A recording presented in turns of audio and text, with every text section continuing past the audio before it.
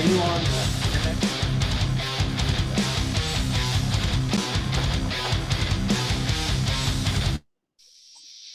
This is the 17th season of Bass Talk Live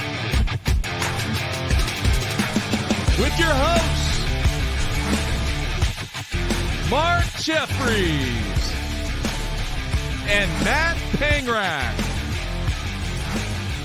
BTL is brought to you by Lowrance, Bass Cat Boats, APCO, Ducket Fishing, Strike King Lures, Sunline, Big Bite Baits, Spro, X-Zone Lures, Yamagatsu, The Bass Tank, and Denali Rods. PTL coming at you. Good Wednesday, everybody. Welcome once again to another edition of BTL Bass Talk Live, where we're going to talk bass fishing and anything else that we want to talk about. Yes, folks, it is frozen in Oklahoma. We thought we were going to have Bradley in studio, but the roads are iced over. There's no way in hell Matt was going to get here from Tulsa. So we are back at it, the triple screen there, and we're going to try and do the Sunline Hotline show today. A little bit modified because, folks, you're going to be able to call in. You're going to be able to ask questions, but you're not going to be able to hear the answer. So you're going to have to ask the question, then hang up, and then Bradley, Matt, or myself will answer your question. So we're rolling with it, guys. I'm hoping we can get through. I think there's about an inch and a half of ice on the satellite up on the roof. So there's like a little light that's on up there, though. So that's good. That means it's still receiving or transmitting the internet. However that works, Mark, you actually probably know how that works through the air. But Brad, you're going to be in studio. You said your dog fell down this morning. Yeah, I went out to start my truck, dude, and like my driveway is flat. I mean, we're Oklahoma, right? I'm on flat land. It's just concrete, and it's been so cold. Normally when it's like this, the moisture's not still coming after day 2, day 3. And so, yeah, I got up this morning and was ready to go, dressed, and to walk out of the house, and I start the truck, and the dog just four legs went 4 different ways when he hit the driveway, and I was like, ooh, we're not going to studio today.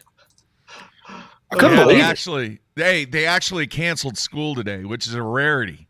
The superintendent for our school district, if any way possible, you're going to be attending classes, and he made the right call because the roads are really, really bad here in Norman and really on the way to Blanchard. So we're kind of iced in, folks.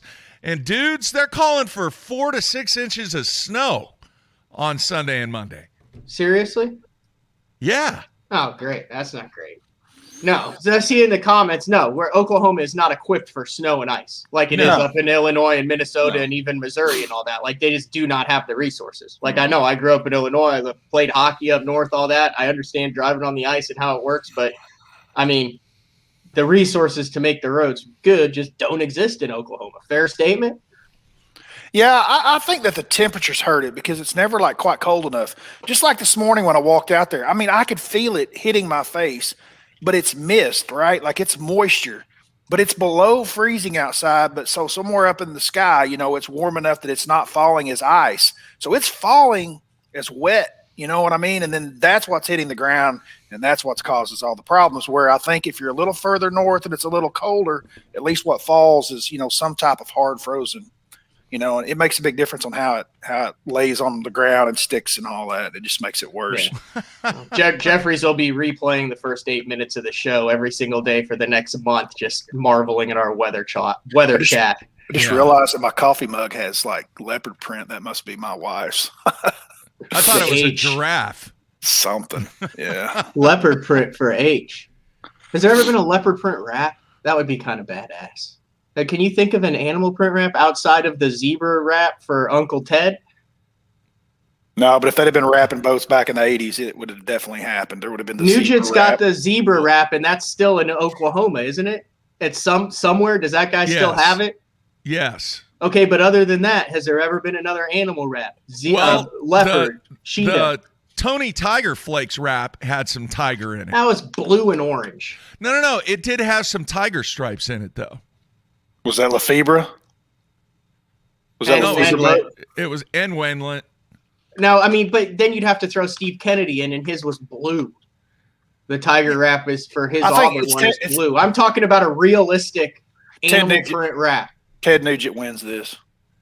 100%. Oh, Charlie Hartley had a snakeskin wrap on his Venom. That's right. Yeah, that was cool. He did. Charlie's probably watching the show too. If he's not, Charlie's practicing. Isn't he? You know, he catches a fish every single day for I think he's on 400 days or something like that. Seriously. He's got a guy goes down to the neighborhood pond in Florida when he's there. Every single day he catches a fish. That's his goal. That guy's commitment level is next level. Yeah. Snakeskin wrap. Dude, it's got to be 6 degrees there today. He's going to go catch one today? He's in Florida. Dude, he spends his whole winters in Florida every year. He's got a house down there. He lives down there. Dude, I'm going to probably go I'm probably going to go snook fishing with him after the Open. Yeah. Oh, what it's like to have millions. Well, he worked his ass off for it with the side company bark. I know. That's like saying, "Oh, it must be nice getting free baits." He's the guy too, he's just always working, always busy. His body, he's always wiping down a boat at 10 o'clock at night where everybody else is in bed. And he's still out there. That guy's got some energy. And his commitment to catching a fish every day has always been pretty crazy. That guy fishes tournaments all over the country. Hey, Andy in Indiana wants to know, Bradley, have you ever done a 360 while towing a boat because you hit ice or anything like that? No, I've never done a 360. I've definitely slipped, even on the interstate, you feel it, but I've never hit one so bad that everything slid. Sometimes I feel like that trailer almost kind of helps you a little bit when you hit some of that because the back end of your truck kind of comes out from underneath you, but then the trailer kind of helps straighten you back up, if that makes sense. Mm-hmm. But I know, that'd be bad. Take it all. Are you supposed to drive? You're supposed to drive out. So I know if you hit a patch of ice, you're going over a bridge, you're not supposed to hit your brakes because you want to keep the traction going and find it, right? So my question is, when you're towing, are you supposed to drive out of it if you lose traction, or what's the best way to get out of it if you start sliding on ice, towing some?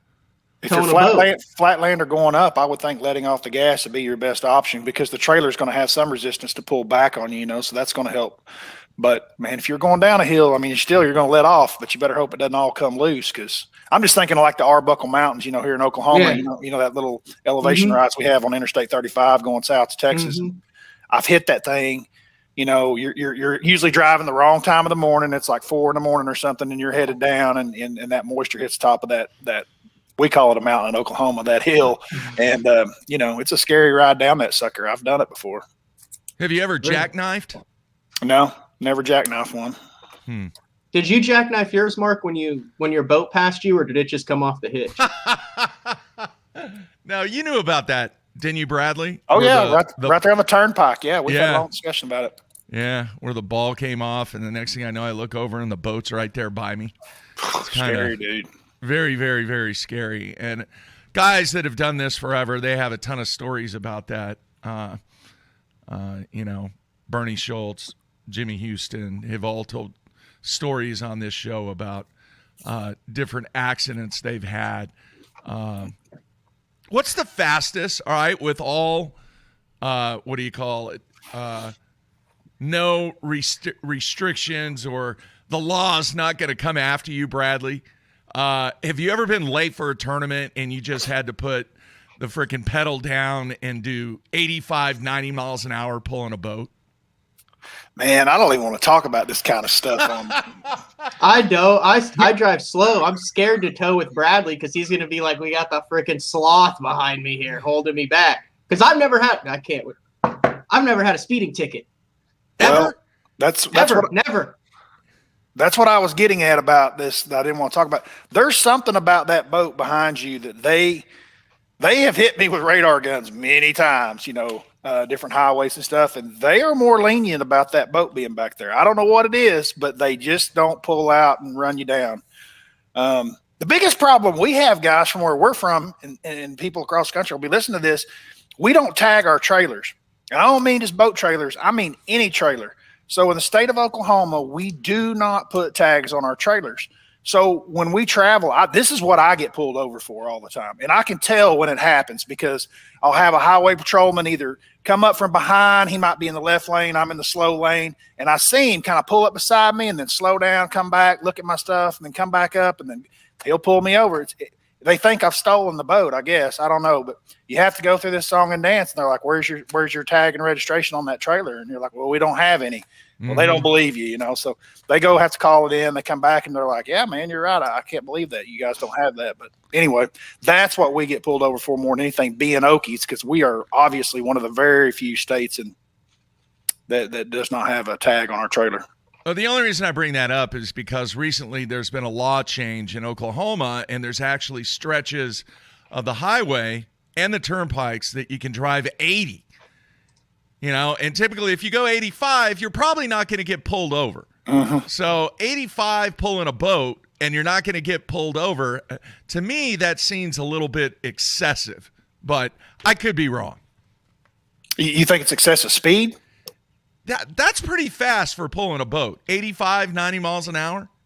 I mean, my big diesel pickup truck, and I set that cruise control at 85, dude, and it just rolls. Like, I don't have a problem with it. That's all turnpike that you're talking about. I'll just have the pedal to the floor on the Chevy Silverado. Yeah, yeah. But that diesel's only turning like 2,100 RPM. So it's really not that big a deal. Christopher's saying, man, if you start spinning, he said he pulls doubles or triples. He said, stay in that sucker. He said, don't let off. They're saying Alabama doesn't have tags either on the trailer. Montana doesn't even have speed limits. In some it's got areas. Reasonable speed, I believe, is what it says. Well, the speed limits have changed, like Mark's talking about in Oklahoma. There is some 80. I mean, I've seen them 80 mile an hour. There's not 85s, are there? It's 80. No, so 80. So our interstates and highways have gone to 80 miles an hour. Some of them in certain areas. Others are still 70 or 75. Yeah.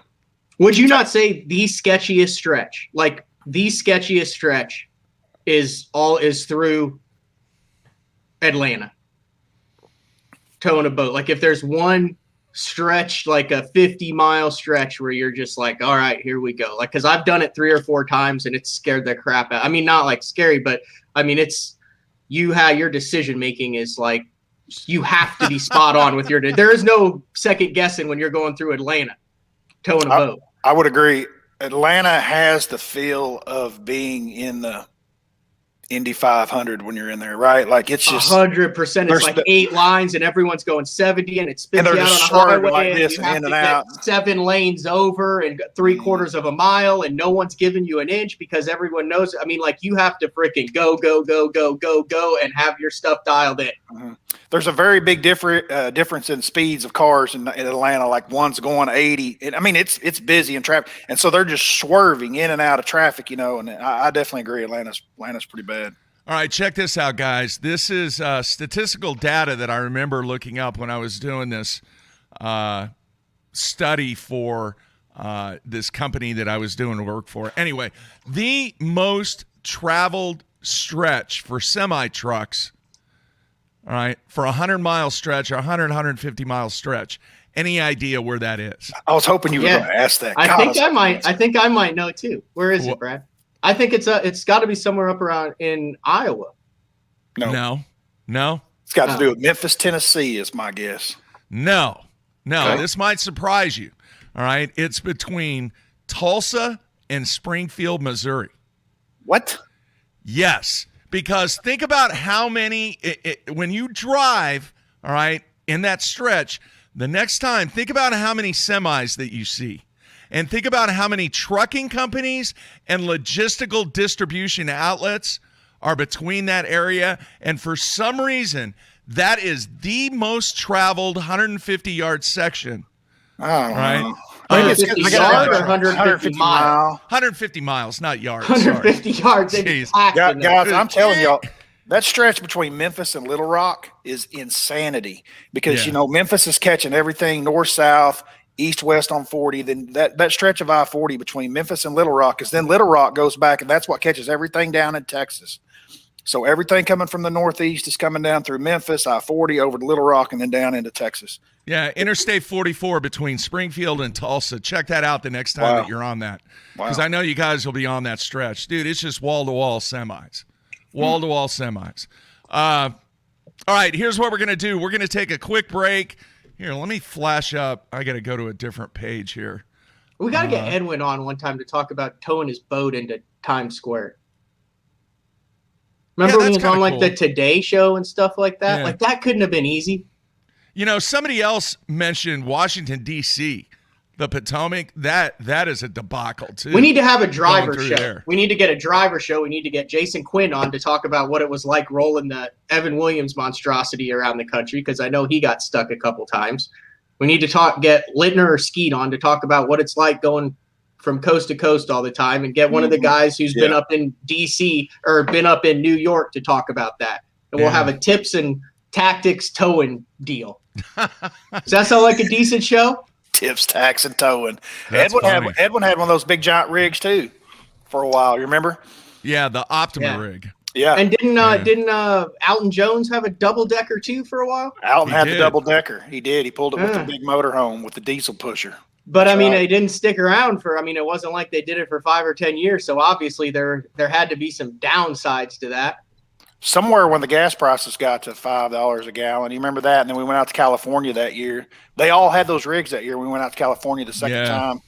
And dude, I'm telling you, gasoline was like $6 something a gallon out there. It was insane.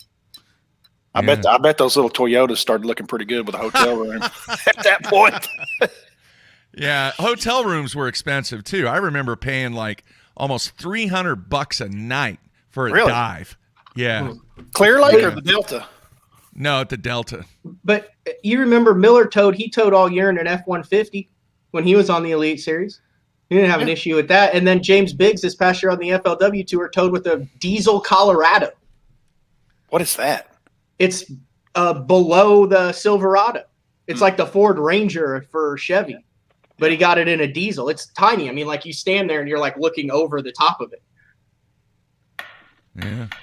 Yeah. All right. There you see the number. 405-253-5543. We will try to take as many phone calls as we can. Matt, what are you going to give away today? Oh, we got a really cool giveaway. So Denali Rod's new sponsor of Bass Talk Live coming in this year. They're right there out of Arkansas. I was going to go over there. That's not a good idea right now. I'm going to wait till the roads kind of thaw out a little bit. I got a call and they were like, hey man, you want to give away a couple of your favorite rods that I've used over the past couple years. So today it is a 7.2 medium heavy covert, which is what I like to throw a finesse jig on early in the year. A little 3/16 quarter, 3/8 ounce finesse jig. There's some dude in Oklahoma who really likes to throw it, so I figured I better learn how, and I like to throw it on that rod. So that's what we're giving away. Basically, all right, there you have it. What I throw Brad's jig on is a better way to say it. So what we're going to do is just all the callers that we call in like we did this last time, instead of trying to judge the calls, as long as it's a legitimate call, take a name, write it down, and then at the end I'll spur them all out, randomly pick one, and they'll send you that rod. Cool. All right, there you have it. Well, let's take a break, come back, take as many phone calls as we can today on a very, very, very icy day here in Oklahoma. So everybody stay tuned. We'll be right back.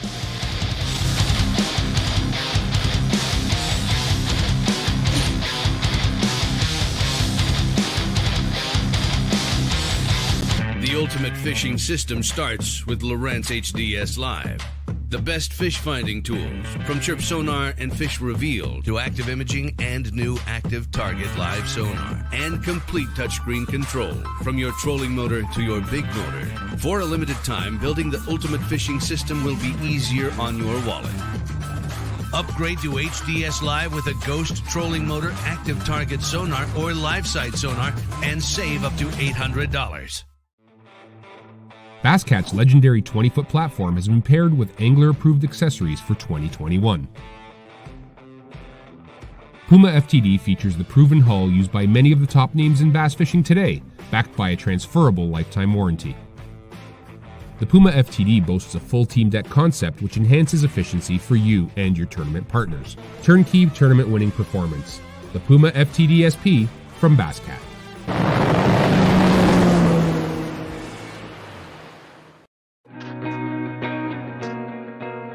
The Ned rig. What rod should I be using with the Ned rig?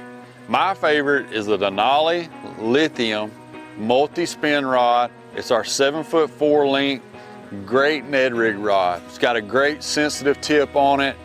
It's long enough where I can make long casts, which you're usually fishing clear water with a Ned rig, and it's got enough backbone to get those fish in. So check it out, Denali Lithium Series 7'4" multi-spin. Pro-inspired, pro-designed. Tested and proven by legends on the water. Dominating the tournament trail for over 50 years.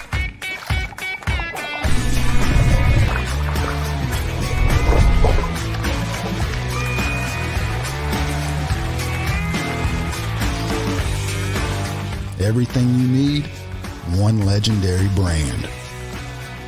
Strike King.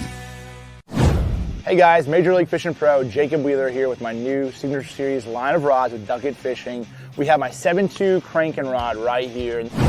Crankbaits can be very fickle, and having the right, having a lot of tip can be too much, and having not enough tip can, lose a lot of fish. So you really got to be careful. If there's one or two techniques that I'm really adamant about having the perfect action as a crankbait, especially like the square bill, a DT6, those medium running crankbaits in the springtime when those fish's mouth are pretty tough.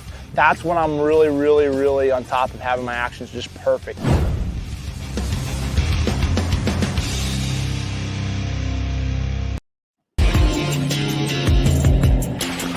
While I travel the country on the Bassmaster Elite Series, I simply can't let the weather be the reason I don't win $100,000. That's why I use AFCO clothing to keep me warm, dry, and protected from whatever Mother Nature wants to throw at me. My season depends on it. My career depends on it. AFCO. Any fish, any water.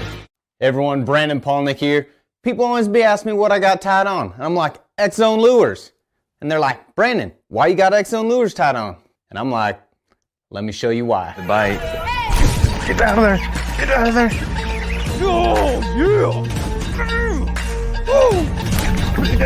Oh, it's freaking digging. Get in here. Oh, God. Giant. Oh, my God. Oh, my God. I think you get the point. Big companies get bigger and bigger and talk about their fancy labs where they study fish behavior. But then they all go golfing on the weekend. We don't have a large laboratory to test baits. Why, you ask? We don't need a big laboratory because our pros fish, our employees fish, our salespeople fish, our suppliers fish, our mold builders fish, our owners fish, and our kids fish. This is our laboratory. Our R&D comes from time on the water, learning how to make fish bite. All that time on the water brings us thousands of hours of testing new products and improving current ones for all species. All of us on the Pro Tournament Trail use Gamakatsu hooks. Why? Because they are absolutely the best. It's not about how many bites you get, it's how many you put in the boat. Gamakatsu makes hooks for every fishing style. We didn't come this far to lose fish. Did you? For more information, visit gamakatsu.com.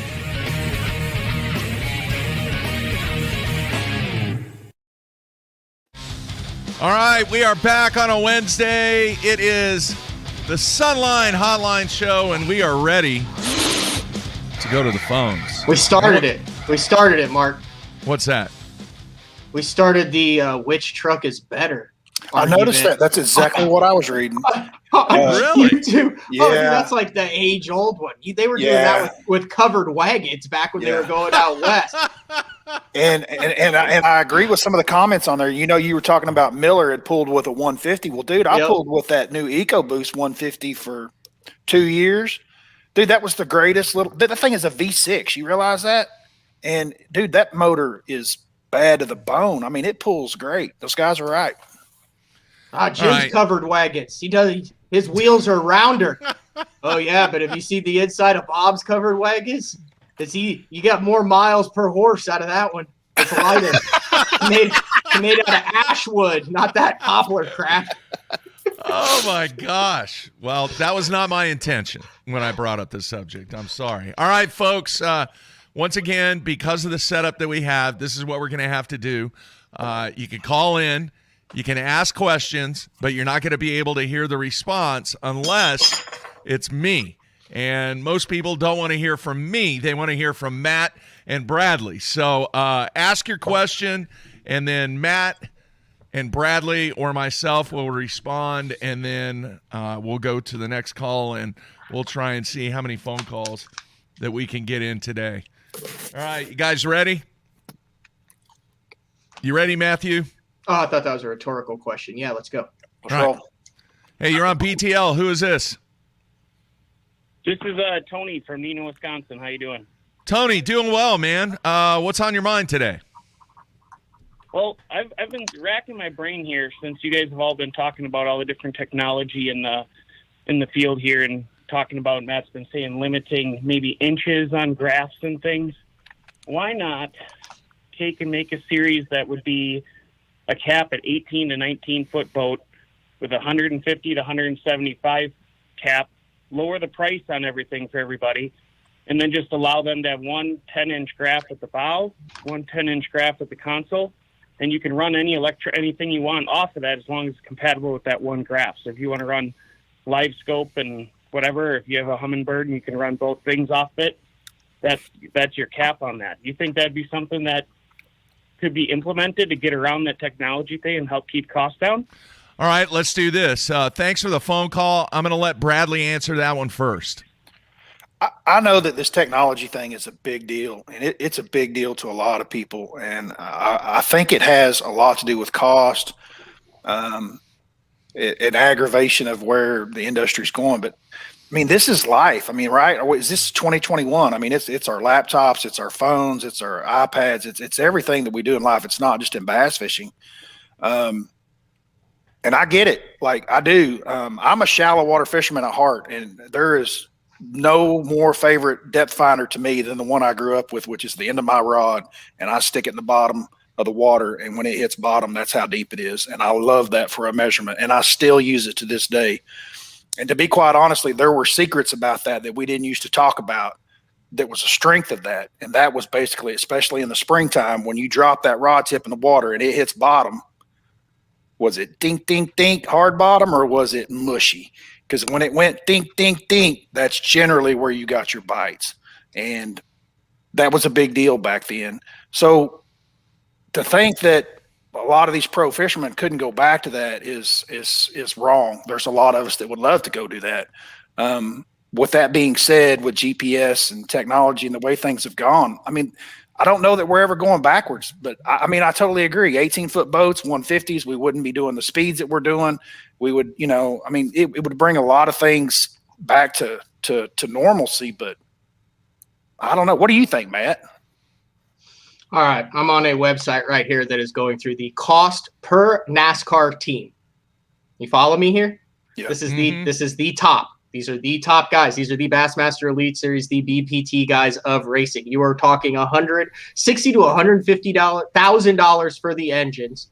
You're talking, they're saying each tire costs between $300 and $500, which means teams invest $20,000 for each race. You're talking $100,000 for the chassis. No one's sitting there going, oh, well, I'd be going that fast if I had a NASCAR car too. These are the top guys with teams that are highlighting the performance of the types of tires and engines and cars that they're running. It should be the same at bass fishing. And yeah, you might not be able to afford all 3 units on the top front and $20,000 of graphs, but what you're looking at are 200 to 400 of the very top level out of the tens of thousands of people who bass fish, and they are going to maximize every technology and everything and as much as they can pack into that boat. And again, if you can afford it all, go out and do it. Race on the weekend. If you can't, pick and choose what you like. These guys are experts at all of it, but I don't think you should limit the top because it's a slippery slope on where you do it. We've talked about this forever, and I've never gone down this road. But these are the top guys who are doing this for a living. They should be able to have everything and as much as they want to pack on there as they can. And then if it becomes an issue, it should be up to the organizations to put a restrictor plate on. Yeah, what he said. I agree. You can't be upset about that. I can't afford a $500 tire and $20,000 tires. No one can. But I'm also not Jeff Gordon or Tony Stewart or Matt Kenseth or any of those guys. So quit complaining that these guys are putting tons of units on and showing them off. It's their job to do it. It's their job to know it. And the reason why you can turn your unit on and it works 99.99% of the time is because these guys have been the guinea pigs for the crap when it doesn't work and gone through it and said, this is what I want, this is what I want, this is what I need, this is why I have 3 units. Can you put all of it into 1 unit?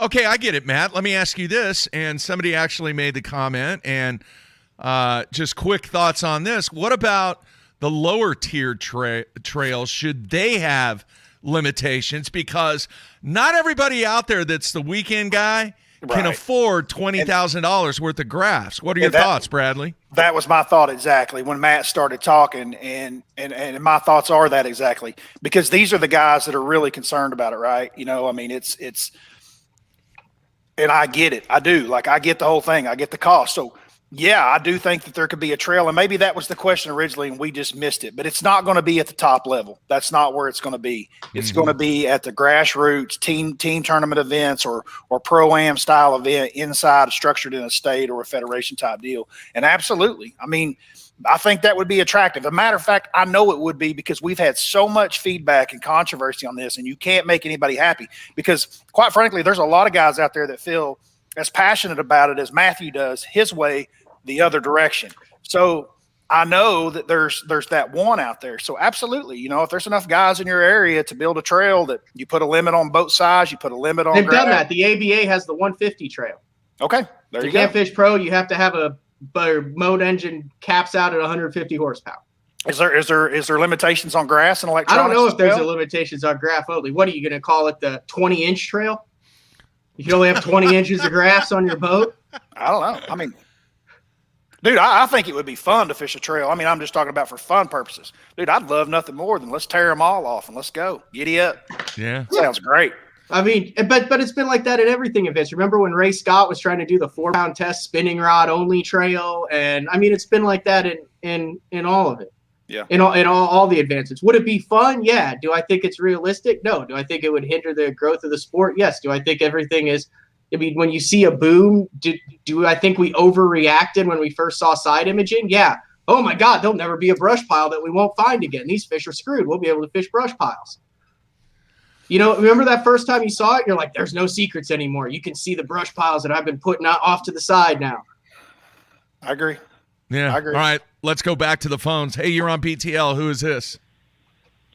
Yeah, this is Jared in Oklahoma. I just wanted to know, my dad and we usually like to go to Grand every spring, and I just wanted to know, what is your go-to bait for trying to fish for bedding fish or spawners? So, anyways, love the show. Thanks, guys. Thanks, man. Bradley? I'm a little different than a lot of guys, right? So a lot of guys like white, and I did too. Like, you know, earlier in my career, I did a lot of sight fishing with the color white. Now I tend to lean more towards the more neutral colors, green pumpkins and stuff like that, especially at Grand, and that's what he's talking about with sight fishing at Grand. I will tell you, there's usually it's not common to be able to do a lot of successful sight fishing up there. It's generally, the water's generally a little bit too dingy, and there's just a little bit too much color in there. But and then therefore, you know, we go back to, you know, the jigs and the green pumpkin plastics that we're using. I would say that the plastics that I'm using are some type of crawl type, right? Like I like the college crawl, the common crawl's a crawl that Big Bite's got. Those are all natural looking crawl style baits. I also like tube style baits. Tubes are really good sight fishing. You know, I don't know. I've got a mixture. One of the best baits of all time was the Rojas bait. The what's it called? It's a Big Bite bait too. You remember that? The first one to come out with it, Matt. The looks like a brim, but it's got the yeah. God, I just got a bunch for Florida. Dude, that thing will fire them. I had the Costa. The warmouth. I won a Costa up there sight fishing in a tournament in 2015 or 16, somewhere in there. But that was abnormal because that was a zebra mussel deal, and you could see 5-6 foot deep. And that was not the norm for Grand Lake. And the zebra mussels are not there like they were then. And so the water cleared. But anyway, I had a fish up there, the warmouth. I had a fish up there for 3 days. I've been trying to get this sucker to go, and I couldn't get her to go. And I hadn't tried that bait. And I had a really good morning. It was day 3. I was leading the event anyway. And I come in behind this dock where this fish is. And I was there for 45 minutes trying to get this fish to react to something. And I went back to the back of my boat and started digging all my tackle out, and I see those warmouths, and I come back, and dude, first flip, that thing went bow and hit it. And I was like, wow, why didn't I pull that out sooner? But yeah, it's a great place to be in the spring. Spinner bait, a lot of times, I'm just telling you, like if you're coming down there, if you get in the water where it's more stained on that lake, we've been catching spawners on spinner baits in Oklahoma for decades. Guys just don't realize that's what's happening, but that's what they are. They're spawners. You just can't see them. Do you think the tube is underutilized, Bradley? Do you think it's something that just some of the old school guys definitely keep in their boat and will definitely use it, but the new age of anglers just don't know anything about the tube? Well, not the really good new age anglers. They know all about it. Do I think it's not used as much? Yes. I mean, it was a bait that was dominant in its time, and everybody had them, and I don't think they're in the boat as much as they used to be. But no, I mean, the young guns, the really good ones that we see on the tours right now, there's no doubt in my mind they've got tubes come spawn time. All right, let's go back to the phones. Hey, you're on BTL. Who is this? Kevin. Kevin, where are you calling from? Massachusetts. All right, what's on your mind today? I just had a question about, I signed up for the Marshals, going to be on Lake Champlain. Just wondering if maybe Bradley had some ideas of what to expect as being a Marshal. All right, man. Appreciate the call. Thanks. All right. What tour is he marshaling for? Who's going to Champlain, Panger? I think that would probably be the FLW or the MLF Tackle Warehouse Pro Circuit. I'm sorry, it's like the Washington football team. Yeah. Okay, the Washington football team. All right, going as a marshal. I would say Champlain is an interesting place to be going because I mean you run the risk of making some runs and possibly some foul weather, but for the most part, you've got a good chance of the boat rides being all right. No, it's not the Pro Circuit. It might be Elite Series. It is the Elite Series, I believe. Okay, my bad. Right. Sorry. Well, I wasn't sure what the schedule looked like. So Champlain is obviously he's from Massachusetts, so he's up in that area. But dude, it's one of the most beautiful places there is, or any of you guys that haven't done. I mean, that's a great place to go and be a marshal. The marshal experience is totally different than the co-angler experience. Okay, so you're not packing rods and reels, or you're not fishing at all. You're just in the boat along for the day.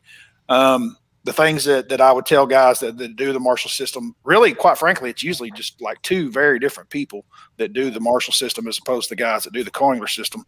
A lot of the guys that have been in the marshal system have never even been in a bass boat before that will literally run 70 miles an hour. I remember one guy took off in the morning. It was an Elite Series event, and he's screaming as we're going down the lake, and I was worried about him. Are you all right? And he's like, man, this is great. And the boat stops. He's like, how do you talk your wife into one of these, dude? I'm getting one. Like, as soon as I get home, he's like, this is better than a roller coaster. And I'm like, you never been in a bass boat? And he's like, no. And I'm like, oh, my gosh. So hang on. There's the first one.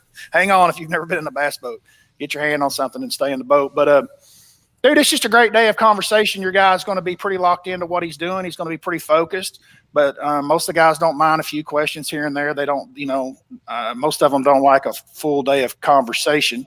But a few questions here or there, especially, towards the end of what trolling motor coming up or something like that, and they're about to move, and that's a good time to visit a little bit as they're moving around the boat. But man, you're going to learn a lot. It's a beautiful place. You sit back and enjoy the ride. The weather's wonderful up there that time of year, and pack some good food and relax and have a good time. All right, back to the phones. Hey, you're on BTL. Who is this? Hey, this is Sean Lai out of Chicago. All right, Sean, what's on your mind today? I was just curious with equipment and used boats, where do you guys go about, or where do the pros get rid of them at? All right, thanks for calling, man. All right, Bradley. I don't know. I mean, everybody sells their stuff. Most of the pros get new boats. Most of the pros get new boats in the fall to right now. So I would say November through January, possibly even February.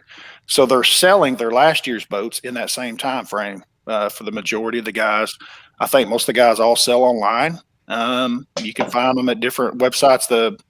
Matt would know more about that with social media, but there's lots of places, but they kind of get funneled into one area, right? I mean, it's changed through the years. At one point, it was Bass Boat Central, right? That's where they were. Yeah, Bass Boat Central's still there. The Facebook Marketplace. A lot of guys will even put it on the Bass Zone for sale. Classifieds. Yeah, classifieds. There's all over. I mean, every year we'll get a couple guys that call and they're like, "Man, I can't get my boat moved." But there's also guys who have them sold 2 years out. I mean, I know Harold Allen, when he would order his, he would have that one sold and the next one sold. So he'd have a color and he'd be like, "Well, Matthew, not my choice, but that SOB sold," before he'd even pick the color scheme. So it's kind of just depends on if you want to think that far out. You can contact a pro to say, "Hey, man, I like your boat. This is the model I'm getting. Do you have it sold already?" And then there's a lot of guys who work with them when they order their boat that you can actually pick the colors out and stuff, because then they'll have it wrapped. And then there's others who, I mean, you can wait till the last minute and sometimes get a really good deal, because if they're on a dealer demo where they get it for, they use it for that year, but then they don't start making payments till the following year. And a lot of those guys will then sell that boat to pay it off, have a little bit of extra to put down on the new boat. Then they get in a pinch where they've got 2 boats or sometimes 3. And they're like, "Dude, I got to move a boat just to keep my head above water." And you can get a hell of a deal on a boat that's rigged out with brand new electronics. Because typically the electronics will come from a different thing. The power poles will come from a different thing. Sometimes the motor will come from a different, and then the hull of the boat will come from a different. They put it all together. So you get a discount on the hull of the boat. You get a discount on your motor, discount on free electronics, power poles. So they're $50,000 in on a $75,000 boat. Then they flip it at the end of the year and make a couple bucks on it. So that's kind of, wouldn't you say, Bradley, how a standard kind of pro deal works? Perfect scenario. Yep. Somebody asked, what percentage off can you get on those deals with the boats that the pros have? Honestly, that's a very individual situation, because so many guys have different deals that percentage off is really all over the place. Mm-hmm. And I'll also say on tackle, there's a lot of guys who will sell, tackle at the end of the year reels. I mean, Brad will sell his Chinese reels for $1.50. No, I'm just kidding. But here's the deal. If you're with the company for a long time, it's also not a good look for a guy to be like, "Hey, I'm selling 80 of these rods." Like, that's not going to be public, because they're with that company. They like that company. They wanted to buy new. So, I mean, a lot of those times it's a major sponsor change is when you see guys that are selling a lot of tackle to where they're going to something that's completely different brand. And if not, I mean, a lot of guys will freaking hoard this stuff too. I mean, you've seen like Icadelli's Garage and all the stuff I've got. I mean, it's kind of a hit or miss on the tackle. You kind of typically have to kind of have an inside deal, or, if a guy, like, here's a perfect example. There's a guy that changed brands, and I was looking for a prop, and I just sent him a message, said, "Hey, you got any extra props you want to sell?" He said, "No, I already gave them all away." But I knew since he was changing brands, he'd probably be selling some of that stuff. So you just gave me a good idea right there, Matt. I got to make a phone call when I get off here. It's probably the same guy. No. All right, back to the phones. Hey, you're on BTL. Who is this? Hey, this is Dave from Alabama. Good morning, guys. Dave, what's on your mind today? Hey, just wanted to mention that I watched Bradley's Choke Canyon video and kind of wanted to know if he could give some more information on the digs they stayed at down there. And then I guess given, I know he was only there for a little bit, but kind of give us his ranking of where he puts Choke Canyon right now as far as top bass destination or anything like that. Appreciate it. Thanks, Thank you, guys. Bradley? All right. I had to take a picture. He was asking about where we stayed, right? That's what he was asking? Yeah. So I had to take a picture of it. Can you guys see that? Kickin' Bass Cabins. KickinBassCabins.com. Yep. KICKIN. Basscabins.com. Right. So there's the plug. it was like $275 for the week. That place is the deal. What happened down there was, this is a cool scenario. So like, we're from Oklahoma, so we're familiar with this, but the fracking. So Mark, you think back whenever we were on the Elite Series and we went down to Falcon and how there's just nowhere to stay. There was nothing built down there, right? And Choke was, I'm sure, along the same lines at that time. And that was a while ago. But since that time period, with the oil and gas industry, with the fracking and all the drilling and the things that went on down there, just like they went on up here,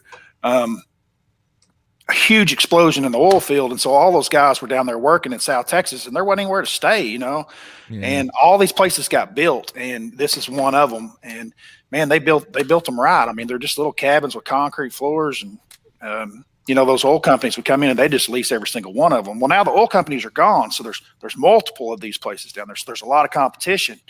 And man, guys, it's a good place to go right now if you can get there through the snow and ice. But yeah, the fishing has exploded again down there. The hydrilla, the water's come back up. It's a typical desert lake, right? So South Texas desert lake. So it's on the same lines as an Amistad, a Falcon. Choke's been really good before it's happened, but they go through these declines whenever they get low and they suck the water out of them. The fishing really declines there, and it's not very good. Like when we were at Falcon, and it was so explosive. I don't think Choke Canyon was that good at that time, but Choke had been good before that, So that, like right now, I don't think Falcon's firing just a great. Like Falcon's like 30-foot low or 40-foot low, something crazy. Somebody could probably tell us on here, but anyway, that's kind of the evolution of it. Choke's a really good place to be right now. There's a couple of restaurants to eat at in town. We added a Mexican restaurant that was really good there. They've got some facilities that are pretty nice, and yeah, it's worth the trip. All right. You ever been there, Mark? I've never been there. Choke Canyon? No, I have not. Never been there. Have not. Would like to go. All right, back to the phones. Let's see here. Hey, you're on BTL. Who is this? Hey, this is Jared from Texas. What's on your mind, Jared? So I've had a kind of a deep thought since they moved the date of the Classic to the middle of the season. I think it's now after 7 elite events. Will this be a tougher Classic from a mental standpoint than if it was in the beginning of the year or at the end of the year? All right. That's all I got. All right, man. Thanks for calling. Thank you. All right. See you. Bradley. He broke up, and I didn't hear exactly what he said. He just wanted to know, is it going to be tougher from a mental standpoint, the fact that they moved the Classic from an angling standpoint to June rather than having it in March? No, I mean, that's a good lake that they're going to. The fishing won't be probably quite as good as it would be in March, but it's still going to be really good. Those guys are professionals. They don't care. June's a great time of year to be up there in North Texas. I don't think so at all. The other thing was, he mentioned, hey, they're going to be 6 or 7 events into it. Mm-hmm. Is that going to play into maybe how they approach it if they're having a good year, bad year, or whatever? The Classic's the Classic. It stands by itself. It has all the way up to this time in this industry, and now we've got all these tours and different things going on. And dude, at the end of the day, the Classic is one tournament. It's the Super Bowl. It's the championship of all championships. So every guy there is going to give everything he's got. All right, back to the phones. You're on BTL. Who is this?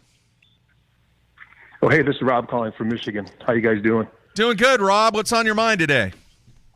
Hey, first of all, I love your show. You guys do a great job. Just got done watching Bradley's YouTube video on co-anglers. So, Bradley, keep up the good work. Appreciate it. And my question is this. I'm not sure if you guys, well, I'm sure you know, but Rob Turkliff from Lunkers TV signed up to do the Toyota Series and the Bassmaster Open Southern Series. He didn't fare so well yesterday. So I'm just curious to get Matt and Bradley's opinion on just tournament fishing as a whole. All right. And what they think maybe he... Thanks. All right, man. See ya. Bradley.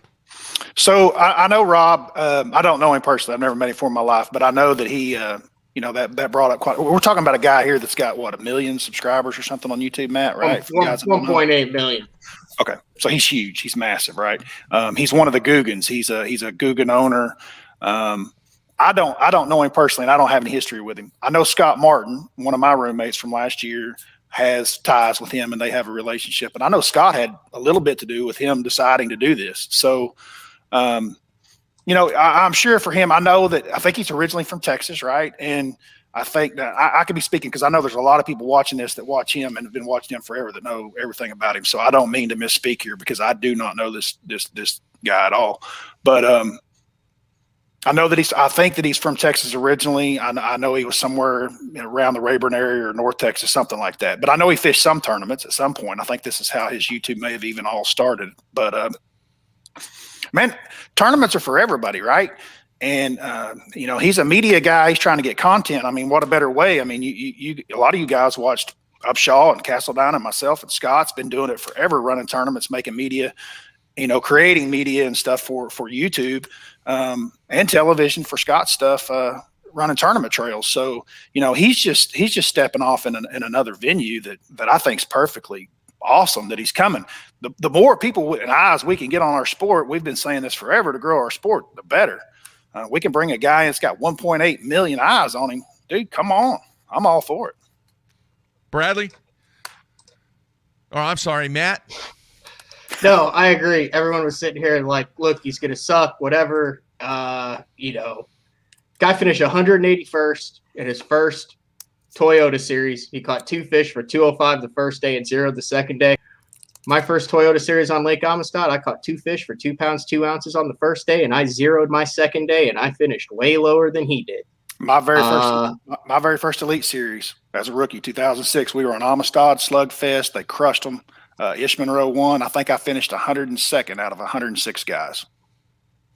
One tournament, you can't define it, and as long as the guy tries his best, works hard at it, I mean, dude, he's just like anyone else who's tried to climb the ladder in tournament fishing. He just has more eyeballs on him, which means it's even going to be tougher for him to succeed. But I mean, he seems to thrive on that type of stuff and knows exactly what he's into. Doesn't have to be fishing it. From what I've heard him talk about, it's not like his lifelong dream to fish professionally. Would it surprise me if he popped one? No. Would it surprise me if he didn't cash a check in all of them? No. But as long as he puts his time in, works hard, and goes about it just like any of the other guys that are in it, man, have at it. Enjoy the ride. It'll be a new experience, and that's one of the reasons why he said he was doing it. He's just tired of doing there's a nice fish and throwing it back. So, and dude, the learning curve when you're first starting this, and Brad will agree, like you're learning leaps and bounds every tournament. You get to like Brad's point, and it's just little incremental things here and there that you pick up. But like, even when you just fish, when you jump into that, dude, he's going to be so much better by the end of these 6 tournaments. Yeah, in my opinion. I will throw this in there. So, like in this tournament that you're talking about, he finished 180. If he would have come out and won that event or top 10 that event, I mean, I would have been taken back a little bit, just first rattle out of the bag, you know. But one of my old roommates that I roomed with for 3 years won that event, Brian Schmidt, right? So to put that on the other foot, dude, I know how many years of commitment and experience that guy has. That was his 7th win at that level. Like that didn't surprise me that he was in the lead after 2 days. So there's a lot of time and energy that all these guys have spent to get to this level. It's a huge commitment. But do I think he could have a good year, dude? Absolutely. Like it's fishing. Like he could have a really good year. But you also don't know what he's monitoring his good year on. Like everyone's different for their good year. He might just be doing it for the experience. Like I said, I've listened to some of the stuff that he said. You know, we all have a different reasons for why we're doing it. Mm-hmm. So I think it's good. I think it's great. The definition of success. We've had that discussion numerous times. Yeah, Mark's definition is very high. Matt and I both agree on He's that. Changing it. Yeah. He's changing it, Brad. He's slowly coming around, especially I think his bowling experience has kind of turned it a little bit where he's like, yeah, I finished 15th. I bowled really well. That was a good week. Where if that hadn't happened, he would never agree to it. He'd be like, 15th is trash. But I think now that he's got his feet to the fire, he's realizing that there are different levels of winning. Yeah. Winning, success, we're not even going to get into that. Anyway. Yeah, okay, listen to this real quick, though. This is a great story. So someone said, let's not forget the Wolverine one right out of the gate and then backed it up with a second. He's talking about Derek Remitz. Brad, I don't know if you've told this story on the show, but talk about your first time meeting Derek Remitz. It's the walking up and going, who the hell are you story.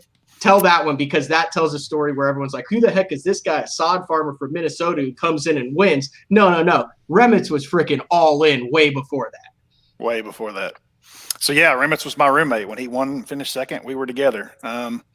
He was my roommate after Jeffries was my roommate the year before that. But, yeah, first time I met Remitz was Grand Lake. I mean, I don't even know what year it was, a long time ago. He's not much more than 19 years old. It was in that string in March where there's like, tournaments up on Grand, every single weekend, and they would roll 3 or 4 weekends in a row. And a lot of times there'd be like a BFL on Saturday and then a big team tournament on Sunday. Like a Charger, a Nichols, whatever. You're fishing for $10,000 for a boat for 4 weeks. Right. So we're fishing for $10,000 to $20,000 here in Oklahoma every week at Grand in March. I mean, that's pretty much how it goes down. So I kept seeing this truck and boat. So I would see the boat out on the water, but I noticed the truck, in the parking lot that's got a Minnesota tag. It kind of sticks out, but I'd seen it once, then you see it a week later, then you see the boat out there on the water, you start kind of noticing it. Then this kid's kind of hanging around for checks. And so I just went over and asked him. Derek loves to tell this story. And I was like, dude, I got to know, who the hell are you and what are you doing here? Like, did you move here? What? Like, I see you over and over and over and you're cashing checks every week.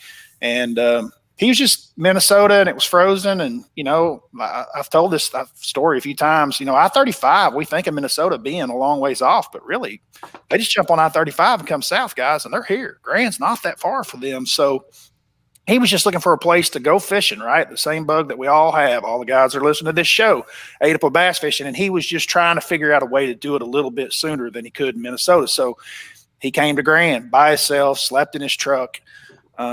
I mean, dude, I'm talking sleep in your truck for a week. Like, he didn't think anything about it. No shower, no nothing, just go fishing. He was a tough little dude. And I knew then that, we probably had an opportunity to become pretty good friends. And we did. I was on the phone with him last night, as a matter of fact. So he's supposed How's to he doing? He's doing great, dude. He's had a guide trip yesterday. He's got another guide trip today. He's got a 4-year-old boy at home. It's just him and the boy, and he's raising his son and doing the best he can, man. He's doing really, really good. He's got some tournaments coming up. He said he was going to fish the Toyota event, a BFL at Gunnersville, and so he's doing really, really well. We need to get him on, Matt. Dude, he'd be a great interview, yeah. Yeah, we'll try to get him on. I had him on for the Gunnersville effect thing. It's a good one. He was like, well, I came to the top of the hill and I saw the house. I said, how far is the lake? We drove down, there's the lake. I said, I'll take it. All right, good story, Derek. That's how he moved to Gunnersville. Yeah. Yeah. All right, back to the phones. Hey, you're on BTL. Who is this? Hey, it's Joe from Raleigh, North Carolina. What's on your mind, Joe? Hey, I got one question and one little question here. So I know Matt fishes the ABAs a lot. So do I. So I work a Monday through Friday job and can occasionally take one day off, sometimes not even a day off, to practice for a one-day tournament that's typically on Saturday. My question is, what is the best way to practice efficiently if you're only given one day? And also, Matt, I love your GoPro videos. What editing software do you use? Appreciate it, guys. All right, thanks, man. Matthew? Gotta write it down. I use Sony Vegas Pro, and I use that because that is the software editing video that Jeffries got me into when I learned this in 2009 and did not realize that it is the most complicated, difficult editing software program to use for a PC. But after learning it for 3 or 4 years, it is now like second nature to me. Brad has gone through the process of also learning Sony Vegas Pro, which has its definite positives that he's to use. He's to the point now where he's not calling me, threatening to throw his laptop through the wall every hour. There was a month-long period there where he questioned whether he was slow, whether he was not completely mentally there. There was a time where he thought he would never get it. There was a time where he thought his computer was bad. There was a time where he thought it was the worst program in the world. And now I think he's come around to realize it. So long story short, Sony Vegas Pro, but like Final Cut and some other ones are way easier to use, right, Mark? Yes, 100%. 100%.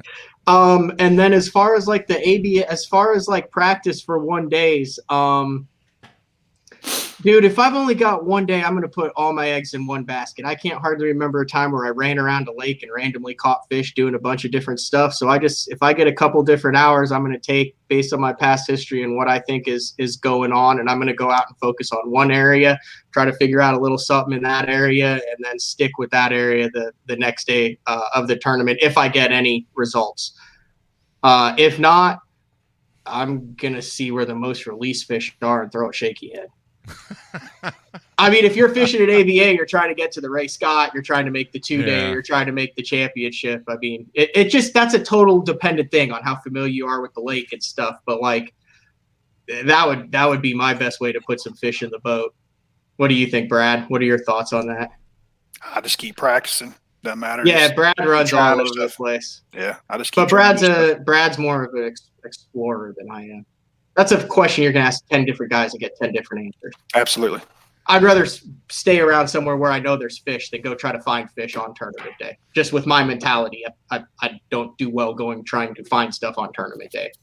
Oh, so but when you do, it's special. I know, but also there's something special with. I knew there were freaking fish here, and then you catch them in the last 2 hours. Totally agree, dude. Hey, real quick, by the way, Harold Allen doing fine. He was actually fishing last week. Great. Yeah, we were asking about him, and then I was looking at that ABA, like kind of high stakes $600 tournament that they fished. And I was like, well, hell, he's in the top 10 after day one. No wonder he's not. Mark's like, Harold must be really bad. I can't get him to answer his phone, blah, blah, blah. I'm like, bro, he's busy weighing 21 pounds in on Toledo Bend. Yeah. All right, back to the phones. Hey, you're on BTL. Who is this? Hello, it's Ed. Ed, where are you calling from, man? Pennsylvania. All right, what's on your mind today? Pennsylvania. It's 18 degrees or something. Yeah. We had probably 3 feet of snow in the last 10 days. Not much fun. Not much Just fun. sitting here watching Bass Talk Live. Yeah. So what do you got for Matt or Bradley?